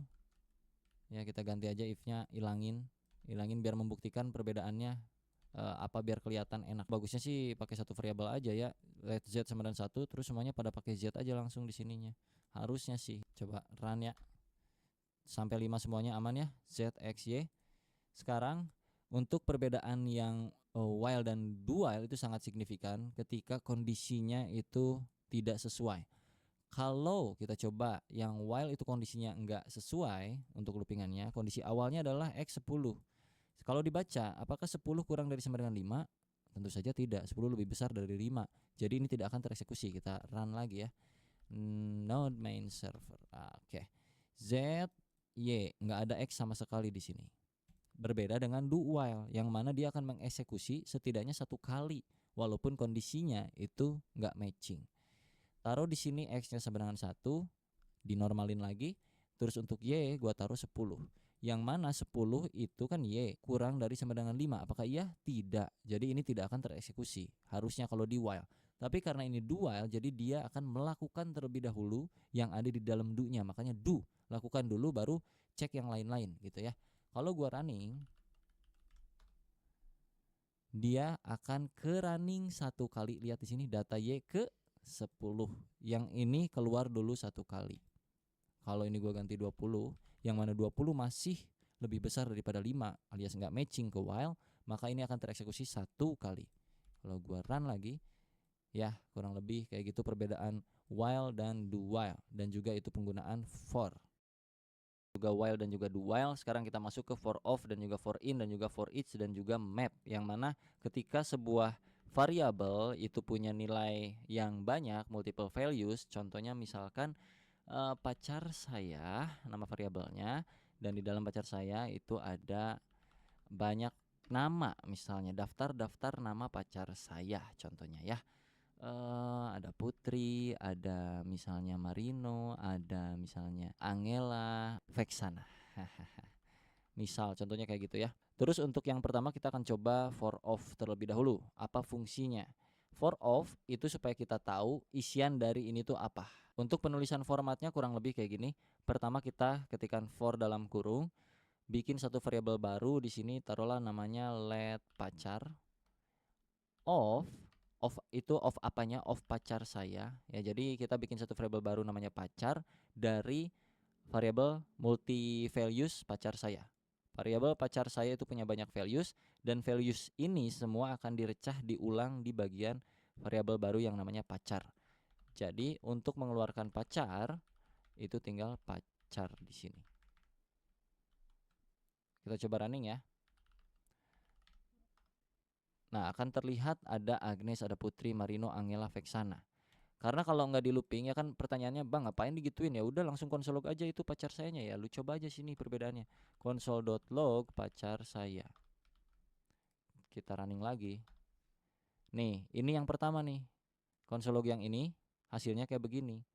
Kalau yang udah terlooping itu datanya termapping satu persatu, terpisah gitu kurang lebih. Itu untuk for of, yang artinya mendapatkan value-nya langsung tanpa kita pedulikan indexingnya ya. Terus kalau for in, kita ganti aja langsung. For in kayak gini. Ini artinya kita mendapatkan indeksnya. In itu mungkin indeks kali ya. Tapi sebenarnya ya lu bisa artiin ini sebagai bahasa Inggris ataupun indeks selalu lah ya. Tapi kalau menurut gua ini kayaknya indeks deh. Soalnya kita bakal dapetin nilai indeksnya dari array yang udah kita buat di atas ini. Kita coba running ya. 0, 1, 2, 3, 4 ya. Jadi kita dapat indeksnya kalau pakai in. Kalau pakai of itu kita dapat values-nya. Kalau for each itu kita dapetin apanya bang? Kita cobain di sini. Ini gua awasin ya. For each. Nah, array-nya apa di depannya? Pacar saya dot for each. Ini ada elemen di sini yang artiannya elemen itu apa yang mau kita ambil atau variabel yang mau kita jadikan sebagai values yang sudah tercah gitu, bro. Taruhlah variabelnya kayak tadi pacar. Lalu gua console log di sini pacar. Kalau kita running ada Agnes, Putri, Marino, Angela, Vexana. Itu muncul kayak yang awal lagi. Tapi bedanya for each lu bisa masukin indeks di sini dan lu bisa tambahin ke sini indeksnya. Jadi lu bisa dapetin indeks array-nya dan juga values-nya. Kurang lebih kayak gitu. Agnes 0, Putri 1, Marino 2, Angela 3, Vexana 4. Kalau pengen ini jadi 1 2 3 4 ya udah lu tinggal tambahin plus 1 aja di sini. Jadi 1 2 3 4 5 gitu kurang lebih. Itu untuk yang for each. Kalau yang map ya sama aja, ini tinggal ganti jadi map. Nggak ada beda udah. Tuh. Kurang lebih itu cara penggunaan for all, for in dan juga for each. Semoga bermanfaat itu. Jadi kita kali ini akan belajar yang namanya asinkronus di JavaScript kurang lebih seperti apa. Kita contohkan dari yang sinkronus dulu ya sebelum gue jabarkan asinkronus versi sederhana, versi gue yang gue punya di otak gue ya, ntar gue jelasin. Kalau secara teori seperti biasa, yang paling fix kalian bisa cek Wikipedia sendiri. Tapi kalau ini versi penjabaran gue dan pemahaman gue aja di JavaScript kurang lebih kayak gimana. Pertama, contoh di sini gue punya function 1. Di sini ngelog cuman munculin 1 gini. Terus gue punya 3 biji misalnya gitu. 1, 2, dan 3. Oke. Toga lagi apaan tuh anjir? 3. Kalau kita running ini satu persatu, ini biar ada jalannya pas pas kalian cobain juga biar ada gambarannya kurang lebih nanti perbedaannya kayak gimana gitu. Kita panggil function 1 dulu di sini, function 2, function 3 gitu kan. Kalau kita run di sini, maka sesuai ya 1, 2, 3 gitu. Cuman kalau misalkan nih, ini gua taruh di dalam function 2 sebuah function bawaannya browser atau bawaannya JavaScript, gua lupa. Set timeout, yang mana set timeout itu berjalan secara asinkronus di balik layar ini. Jadi kalau gua taruh sini set timeout dengan durasi 3000 milisecond alias 3 detik, konsol lognya gua masukin sini. Nanti ke output yang berjalan apa? Apakah 1, 2, 3 yang mana sebelumnya itu berjalan seiring dengan urutan step by step yang kita ketik di sini. 1, 1, 2, 2, 3, 3. Walaupun ini kita ketik 1, 2, 3 di sini, tapi karena di tengah-tengah di function yang kedua itu berjalan secara asinkronus, maka kalau kita run 1, 3, 2-nya datang 3 detik kemudian. Kayak gitu. Ngerti nggak? Ini asinkronus nih. Function kedua asinkronus nih. NJS. 1, 3, 2-nya nanti. Nah, contoh kayak gini biar nggak pusing. Gue tambahin di sini konsol log. Function 2 mau dieksekusi. Gini, biar kalian ada gambaran. 1, function 2 mau dieksekusi, 3-nya udah keeksekusi duluan, 2-nya nanti. Jadi bisa dikatakan asinkronus secara paling mudah bagi gue untuk menjabarkannya adalah sebuah function yang bisa berjalan secara paralel dalam pengeksekusiannya dengan function-function lainnya. Jadi dia tuh tetap jalan walaupun lu masih mengeksekusi hal-hal lain. Contoh kayak di antrian kayak gitu-gitu. Kalau digambar kurang lebih kayak begini ya Pak ya. Sebentar. Contoh di sini tuh ada ya standar lah kayak antrian-antrian begituan ya. Ini contoh ada manusia, ada dapur lah gitu. Taruh ini dapur, ini lobi pemesanan di sini misalnya nih. Apa sebutnya teh? Kasir ya gitu, kasir untuk mesen misalnya nih. Sini ada orang-orang nih. Contohnya di sini ada orang-orang antri. Ini 1, ini 2, ini 3, 4, 5. Si nomor 1 ini pesan. Seret, burger 1 katanya. Terus kasir bilang sini, seret. Burger 1 katanya. Dapur belum kelar nih, lagi pada masak. Ini mesen, Pak Kasir, burger 2. Kata kasir nggak bisa dong, ditolak. Kenapa Pak Kasir? Karena kita tunggu dulu nih, pesanan 1 aja belum kelar katanya, kata kasir nih. Oh ya udah oke, kata nomor 2, nungguin nih nomor 2 nih. Nomor 3 nggak bisa juga, dah harus beres dulu nomor 2 ya kan. Efek nomor 1 udah kelar nih, 1 kasih seret. Langsung kasir bilang, bro nomor 2, mau nggak jadi nggak beli burgernya? Enggak pada bubar ini semua karena sistemnya kayak begituan, males banget. Harus yang 1 kelar dulu sampai beres baru dilayanin gitu untuk bayarnya, untuk pesan apa-apanya.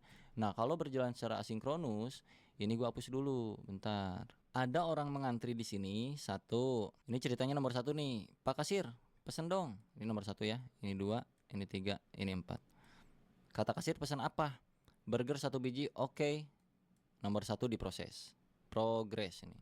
Si antrian kedua bilang ke kasir, saya juga mau pesen, bisa nggak? Bisa dong, gitu. Oke, kasir progres gini, seret 2. Dan begitu juga seterusnya. Yang ini juga bisa sampai masuk ke antrian sini list.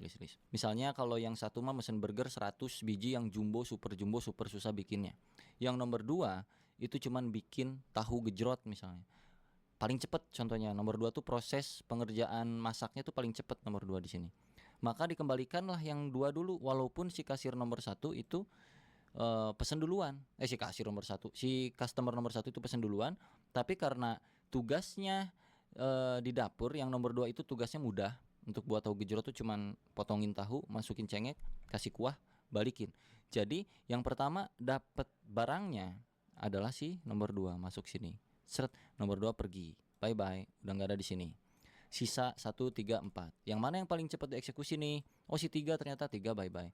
Nah si 1 karena paling banyak pesanan dan segala macamnya, dia ya terpaksa lama dulu nunggu gitu kan. 4 udah, nanti terakhir kayak gitu. Jadi kurang lebih bisa berjalan secara paralel, secara gambaran sederhananya seperti itu. Nah kalau di contoh programnya tadi kayak gini untuk simpelnya. Kalau studi kasus nyatanya nanti seperti apa bang? Atau mungkin karena ini di delay bang 3000 milisecond, ya pasti dia bakal telat loh bang. Ya karena itu berjalan secara asinkronus. Kalau nggak percaya ini kita buktiin, nggak di delay pakai milisecond, kita kasih 0. Karena secara bawaan function ini udah dari sononya sinkronus, artinya berjalan secara paralel. Jadi yang akan diprioritaskan tetap yang ini gitu loh. Ini akan masuk sebagai progress dulu. Jadi kalaupun kita kasih delaynya 0 detik ya Pak gua running lagi, tetap lihat 1 function 2 mode eksekusi, 3 2-nya baru kembali. Ya, jadi mau detiknya berapapun itu sama aja. Kenapa? Karena function ini berjalan secara sinkronus di balik layar gitu kurang lebih. Itu materi pertama supaya kalian bisa cukup paham tentang yang begini-beginian yang mungkin susah untuk ditangkap memang, karena gue pun dulu belajar kayak ginian susah untuk nangkepnya, sampai akhirnya nanti di industri itu ada banyak hal yang seperti ini dan mengerti sendiri ternyata oh kurang lebih ini ya kita make ini tuh ketika ini gitu kurang lebih. Ya kita akan coba simulasikan hal-hal yang lebih nyata lagi di sini. Contoh gue punya function login misalnya, right? Dan gue punya function get user gitu. Di sini gue punya token yang mana tokennya ceritanya ketika login akan mengenerate gitu. Jadi gue bikin sebuah random token aja ini apa ya, sebagai biar mempermudah kita aja dalam mengoding untuk mengetahui tentang asinkronusnya aja lah ya. Met random kali segini aja, cukup lah gini juga. Lalu di sini akan mereturn sesuatu yang isinya tuh objek. Taruhlah objeknya adalah token. Kita akan mendapatkan token ketika login gitu ya. Token, sini kita kasih username misalnya parameter, kita akan kembalikan lagi. Gitu. Nah, kalau kita panggil di sini, ini biarin dulu kayak gini, kosong. Loginnya kita panggil. Login kan nampung parameter username, jadi kita kirim parameter username-nya ke sini, misal Dea Afrizal. Oh, Dea_Afrizal. Kita console log ya, si loginnya misalnya cons user sama dengan login, lalu console log user ini. Jadi ada user yang login dengan nama Dea Afrizal, lalu kita munculkan dia ngapain gitu, dia dapat apa. Kita running, muncul token 3 sekian username Dea Afrizal berhasil. Terus di sini ada get user dengan syarat, misalnya di sini syaratnya harus ada tokennya. Contoh aja ini mah, misalkan untuk get user kita butuh token untuk mengakses function ini, dan nanti function ini bakal balikin sebuah API key, contohnya yang API key isinya misalnya random juga atau X key gini aja deh, X key 123 misalnya. Jadi kalau user panggil function ini, harusnya ini akan keluar, tapi dengan syarat dia harus punya token dulu. Jadi di sini gue bakal kasih validasi, jika tokennya ada misalnya gitu, maka lakukan pengembalian nilai ini gitu. Jika tidak ada, maka ya udah diam aja, right? Kalau gua panggil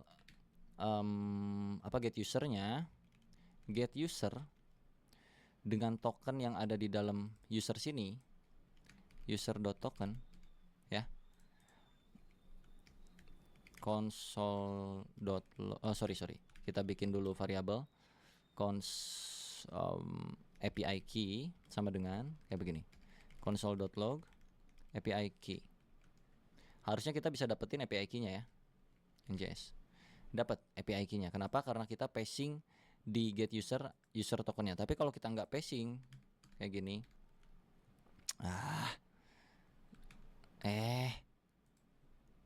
kayak gini kosongan. Kalau kita running undefined, karena memang syaratnya harus mempunyai token gitu. Ceritanya ini tokennya harus nyambung dari yang sini ya, ceritanya gitu. Jadi kalau kita masukin user.token, karena user.token di sini kita udah punya ya kan, console.log user.token. Kita punya di sini kalau kalian lihat user tokennya ini, token ini dipakai untuk mengenerate sebuah API key. Jadi kita dapetin API key ini, right? Lalu kita punya satu function lagi nih Pak, ya, function get, misalnya get pictures, gini. Get picture syaratnya harus punya API key. Jadi nyambung kayak begitu. Ini kita biar simulasi asinkronusnya enak nih. If API key kalau ada misalkan, maka kita return sesuatu hal, yaitu si gambar-gambar. Misalnya ada picture, jadi di sini gue bikin kumpulan gambar nih. Cons pictures sama dengan contohnya gini aja deh, 1.jpg, 2.jpg, 3.jpg gitu. Kita return picture-nya. Oke, kalau kita mau lanjutin berarti tinggal panggil functionnya. Kita bikin dulu satu cons get user picture misalnya, get pictures, dengan syaratnya adalah API key. Di sini kita udah punya API key ya, dan API key ada di dalam API key. Jadi ini kita bisa bungkus kayak begini. Lalu kita masukin API key-nya di sini, API key. Harusnya ini huruf gede, mohon maaf. Kayak gini, betul. Kalau kita console get user picture-nya,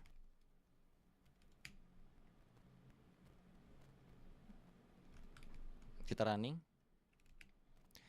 Jadi awal kita ada generate tokennya dari get user, dari login. Terus kita dapetin API key dari get user. Terus kita dapetin pictures dari get pictures dengan syarat yang beruntun dari atas ke bawah. Login syaratnya username, get user syaratnya token yang diambil dari function login setelah berhasil loginnya. Get picture syaratnya API key yang didapetin ketika function get user berhasil dieksekusi. Nah sekarang ketika login di dunia nyatanya itu kan ada delay ya, ada waktu jeda proses ketika kita request ke server lalu servernya merespon kayak gitu-gitu. Jadi anggaplah di sini gua pakai set timeout untuk memanipulasi waktu. Ceritanya ada waktu jeda 200 milisecond ketika kita mau mengembalikan respon dari server ke ini, entah itu dari sisi servernya yang jauh lah atau kayak bagaimana, pokoknya ada jeda, pasti ada proses gitu ya untuk login ini. Jadi kalau kita running lagi sekarang rusak. Kenapa rusak? Karena ini ada jeda dulu. Kita pas eksekusi yang get user sini, ini user the token aja udah nggak bisa didapetin gitu. Karena token nggak muncul karena di sini set timeout asinkronus. Pakai optional key pun nggak bisa juga karena ini berjalan secara asinkronus. Kalau kita bedah, ini gua hapus dulu ya. Ketika lu console log atau lu bikin sebuah function baru untuk user, yang mana usernya itu bisa login dengan username Dea_Afrizal, kita console log usernya doang. Gini, clear, undefined. Oke.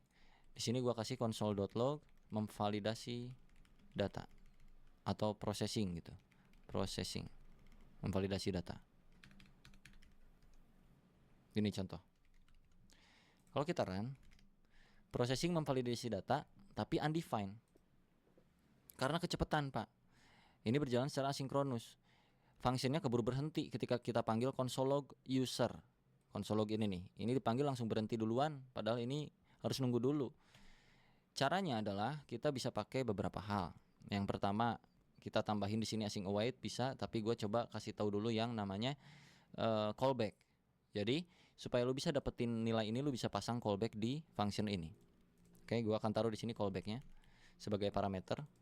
Lalu yang gue return itu bukan return kayak begini, tapi callbacknya yang akan gue kasih nilai. Begini, callback gue kasih nilai. Dan ini bukan lagi kayak begini, tapi pakai buka tutup seperti ini. Ya, begini. Jadi parameter ini mempunyai sebuah nilai. Nilainya adalah token dan username. So tahapannya adalah di sini lu harus spacing lagi satu hal, gitu. Ini kita nggak bisa main kayak gini lagi nih, nggak bisa. Kita harus tangkap nilainya itu lewat sebuah parameter, ya. Karena nilai dari nilai akhir dari token dan username itu dikirim ke sebuah callback, yang mana callbacknya adalah sebuah parameter. Parameter yang ada di sini itu bisa kita akses dengan cara function gitu, function, gitu. Tanpa nama pun lo akan bisa mendapatkannya. Dan di sini lo tinggal coba console log dulu, console.log getting data hore. Contoh, clear njs getting data hore. Oke, getting data hore, processing memvalidasi data oke. Ini bisa masuk, artinya di dalam function ini punya sebuah callback ini. Jadi kalau kita kasih di sini result atau respon, di dalam function ini punya sebuah callback ini. Jadi kalau kita kasih di sini result atau response, lalu kita masukkan responnya sebagai console log, Kalau kita masukin di sini kelar, misalnya NJS, processing data, memvalidasi data, kelar, tokennya keluar, username-nya keluar. Ini bisa diakses lewat yang namanya callback. Oke, cukup paham nggak sampai sini? Jadi kayak muter gitu loh. Gue sambil sebat ya, aus, ngomong mulu. Oke, kita udah dapetin ini. Kita masukin variabel misalnya. Cons user sama dengan login. Kita konsol log usernya di sini. User adalah user. Bisa bang kayak gini? Cobain. User adalah undefined. Nggak bisa kayak begitu pak, karena kita mainannya callback gitu. Nggak bisa kayak gini. Jadi kita kalau mau lanjut ke yang get user bagaimana? Sok dijawab dulu sambil gua menyebat dulu. Kalau mau ngambil isi get user gimana? Tokennya udah punya nih. Di dalam respon tokennya udah punya nih.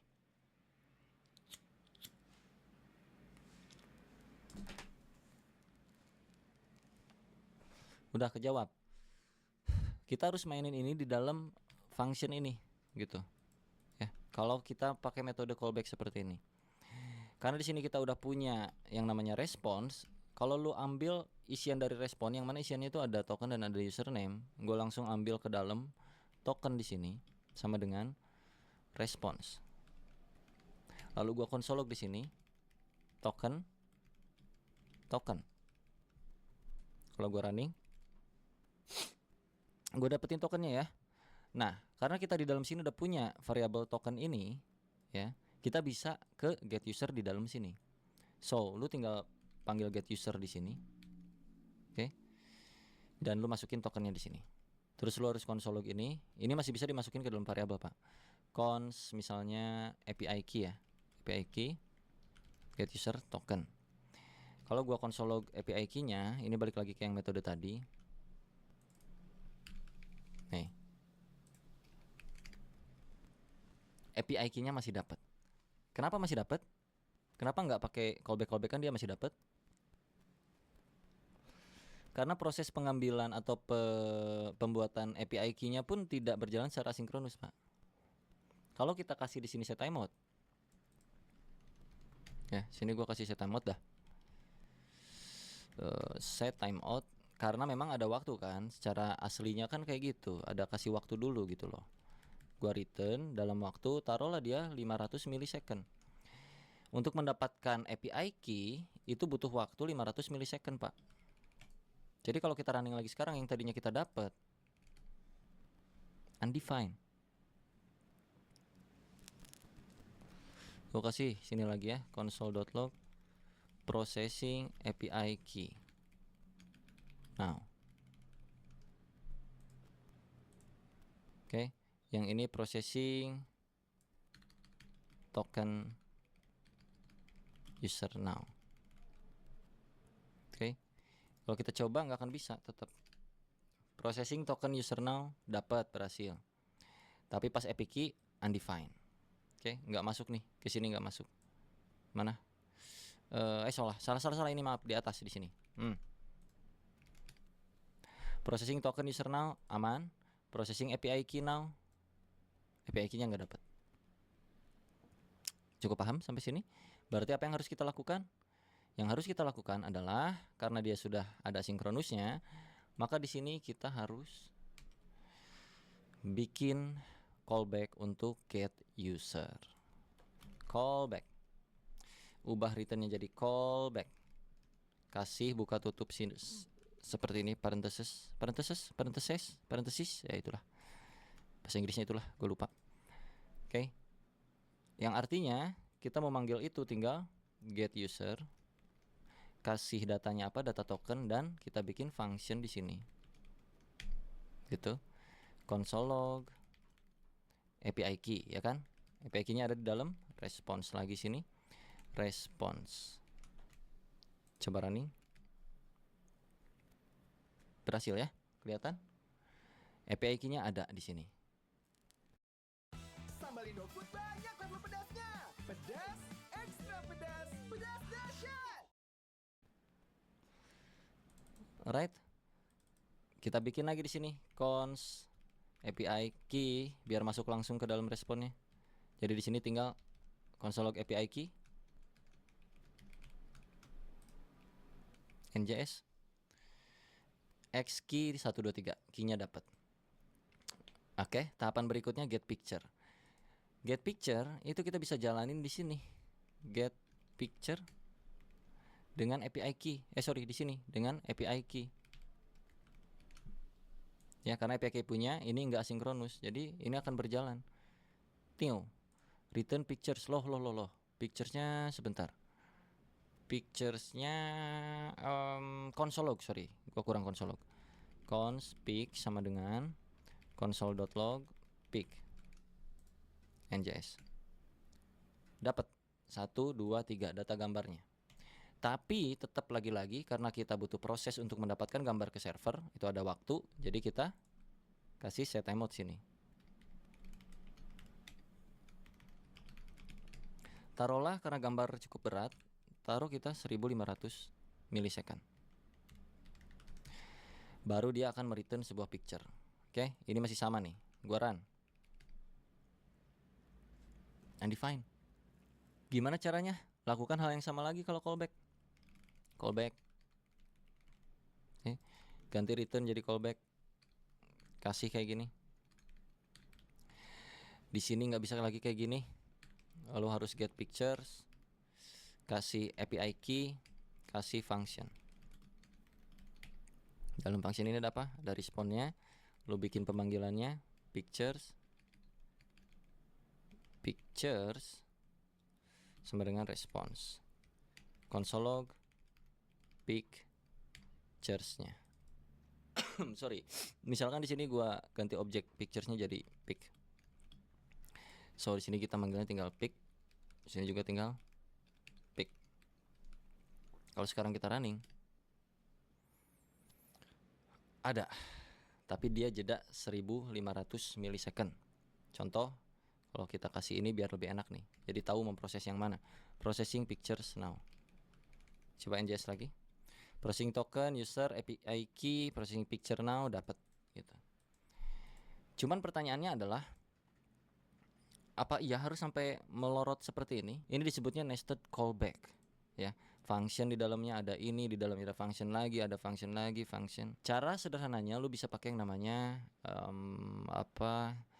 promise juga. Lu bisa pakai yang namanya promise. Jadi kalau ini gua konversi, gua akan bikin satu file baru di sini. Gua pindahkan ini ke sini dulu. Gua kembalikan ini ke kosongan lagi. Kita bakal ilangin callback yang ada di sini. Ini gua ilangin, Mana callbacknya kita hilangin. Awasin. Dan ini gua hapus lagi. Oke. Ini kita return seperti biasa.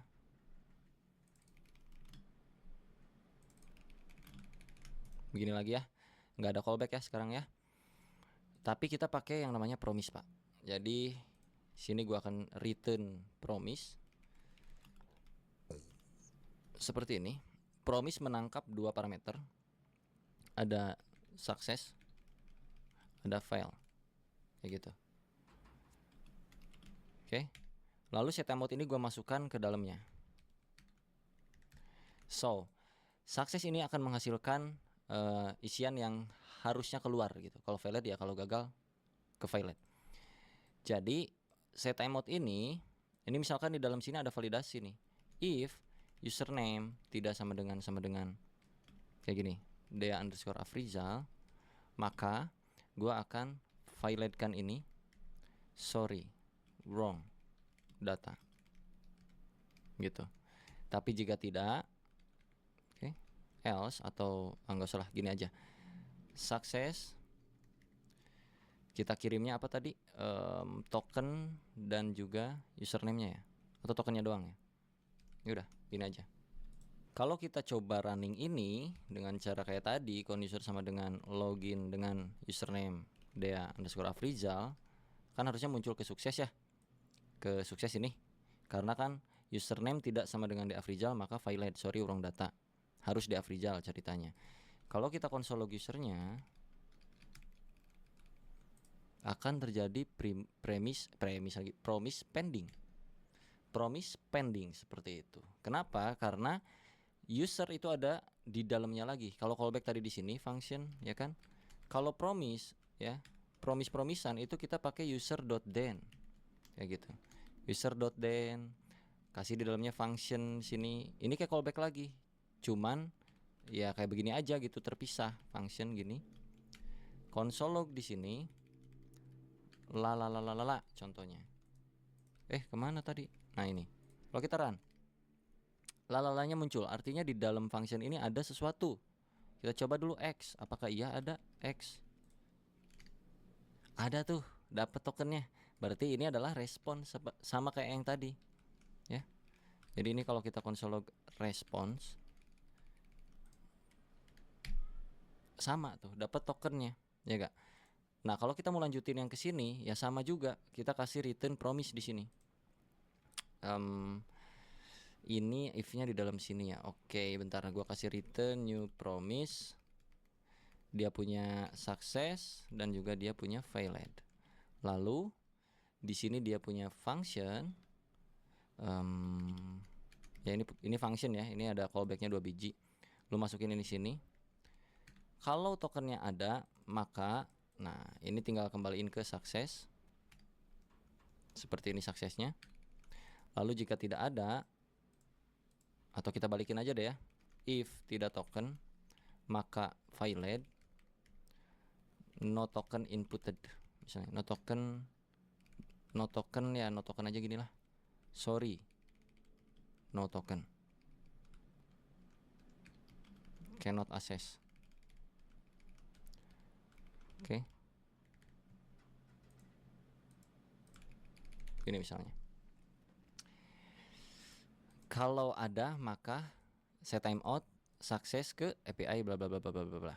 Nah, kalau kita manggil di sini nggak akan bisa, kita harus di sini karena kita kan di sini punya apa tadi? Const token sama dengan response. Sama aja kayak yang tadi lagi, balik lagi. Gitu. Get apa tadi? Get user ya. Get user itu pakai token .then, balik lagi nih ke function lagi di sini. Ini bisa pakai raw function atau raw function atau gimana. Tapi supaya kalian nggak pusing, taruh di sini function lagi ya. Begini. Di sini ada respon lagi. Jadi terus aja kayak gitu, sama aja. Ini lu bikin lagi const API key dari response. Jadi kalau lu console log API key-nya, lo NJS ini sorry, ada error, kenapa gua ini. Jadi kalau error itu kita mesti pakai catch, jadi failed ini akan masuk ke catch, sorry. So di sini lu harus tambahin kayak catch r console.log r.message misalnya, contoh. Coba ya. Tah itu, nggak pakai .message, jadi r doang kayak gini. Kita run. Sorry, no token, cannot access token. Oke, sorry, undefined tadi tokennya itu kita nggak bisa passing, ambil langsung destruktur seperti ini. Kita mesti kasih objek di pas loginnya, pas mereturn token kita harus kasih kayak begini.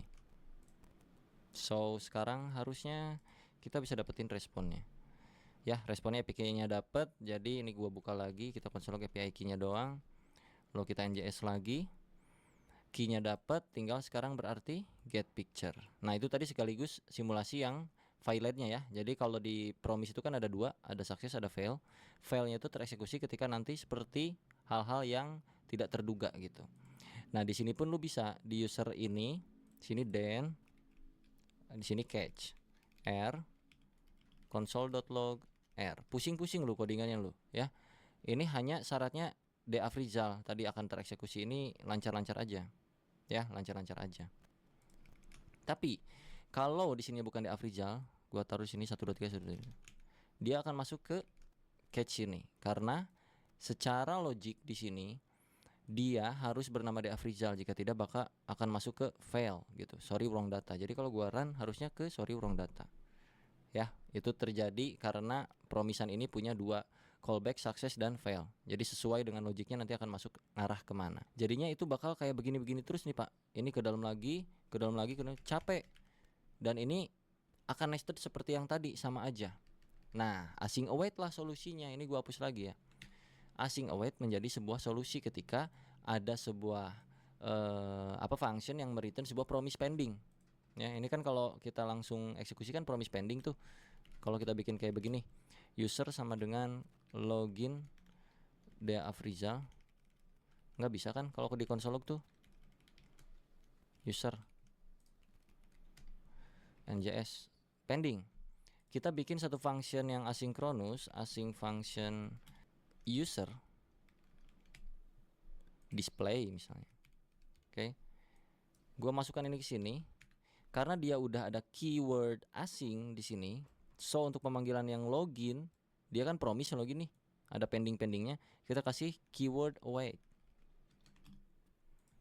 Artinya kita menunggu dulu sampai dia kelar eksekusi, nanti akan dimunculkan ke console log gitu kurang lebih. So kita mesti panggil lagi di sini user display. Dah gini doang. Kalau kita run njs, tokennya muncul. Oke, ini kita bisa persingkat lagi nih, karena kita udah yakin itu isiannya token. Kita bisa langsung sekarang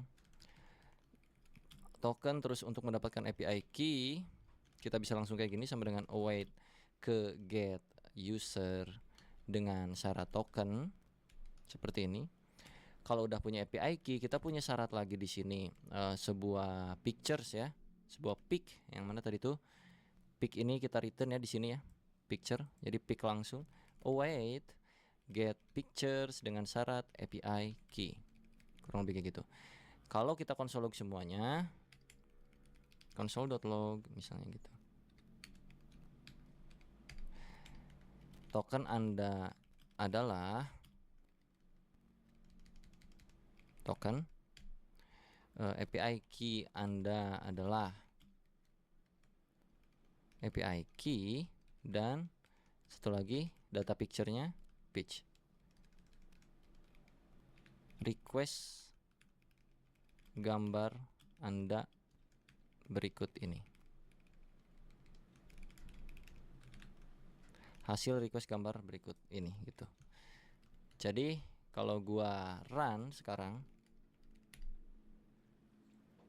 masih terjadi error. Kenapa? Karena pitch itu ada something wrong. Tunggu. Pitch return, ini masih return. Ini belum dikasih promise ya. Mohon maaf. Ini kita kasih promise di sini. Return new promise. Gampang ya caranya ya. Tadi kan kita pakai arrow function nih, arrow function. Ini bisa pakai nggak arrow function juga bisa, sama aja. Jadi yang paling mudah sih arrow function seperti ini, tinggal masukin if-nya ke sini gitu. Ini kasih success atau fail. Kalau orang lain biasanya tuh reject dan apa satu lagi? Resolve ya, resolve and reject gitu. Kalau gua sih success dan failed, kurang lebih kayak gitu, biar gampang aja dibacanya gitu. Resolve, reject. Right, jadi jika API key-nya ada, maka sini. Nah, kita balikin lagi logiknya. Jika tidak ada API key, maka failed, no API key, cannot access misalnya gitu. Ya. Tapi jika tidak, maka kita akan return ke success di sini. Seperti itu. So, kalau kita running lagi, token Anda adalah sekian, API key Anda adalah segini, hasil request gambar Anda berikut 1, 2, 3 gitu. Right, cukup paham tentang asinkronus di JavaScript dari pengimplementasian yang kita lakukan hari ini? Bagaimana? Kalau misalkan kita nggak pakein ya di sininya untuk ngecek validasi yang error-errornya gitu, itu biasanya kita harus pakai try and catch ketika kita mau mengeksekusi await-awaitan ini. Jadi masuk ke catch-nya itu di sini. Try terlebih dahulu, terus lu catch di sini. Catch R. Oke, console.log R-nya. Try ini begini. Kurang lebih. Kurang rapi ya, mohon maaf bentar.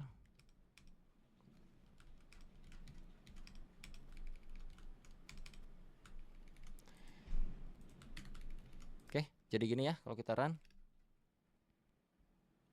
Masih aman, tapi kalau kita ada yang salah nggak masukin token misalnya di sini, kita run. No token, cannot access. Kalau kita masukin token tapi kita namanya salah kayak begini. Sorry, wrong data. Oke, kalau kita benar, tokennya benar tapi API key-nya salah misalnya atau nggak pakai, no API key cannot access. Alright, kurang lebih kayak gitu aja tentang asinkronus di JavaScript. Nih durasinya udah lumayan lama. Semoga kalian cukup paham tentang hal yang beginian. Semoga bisa mudah dicerna. Kalau misalkan ada hal yang secara teori gua salah ucap, tolong diralat aja di kolom komentar. Tapi gua berikan faktanya kurang lebih seperti ini implementasiannya. Dan nanti di dunia kerja pun akan banyak hal-hal seperti ini. Dan pengimplementasiannya kadang-kadang beragam logik dan algoritma. Ini salah satu contoh doang, sampel. Alright, sampai jumpa di video berikutnya.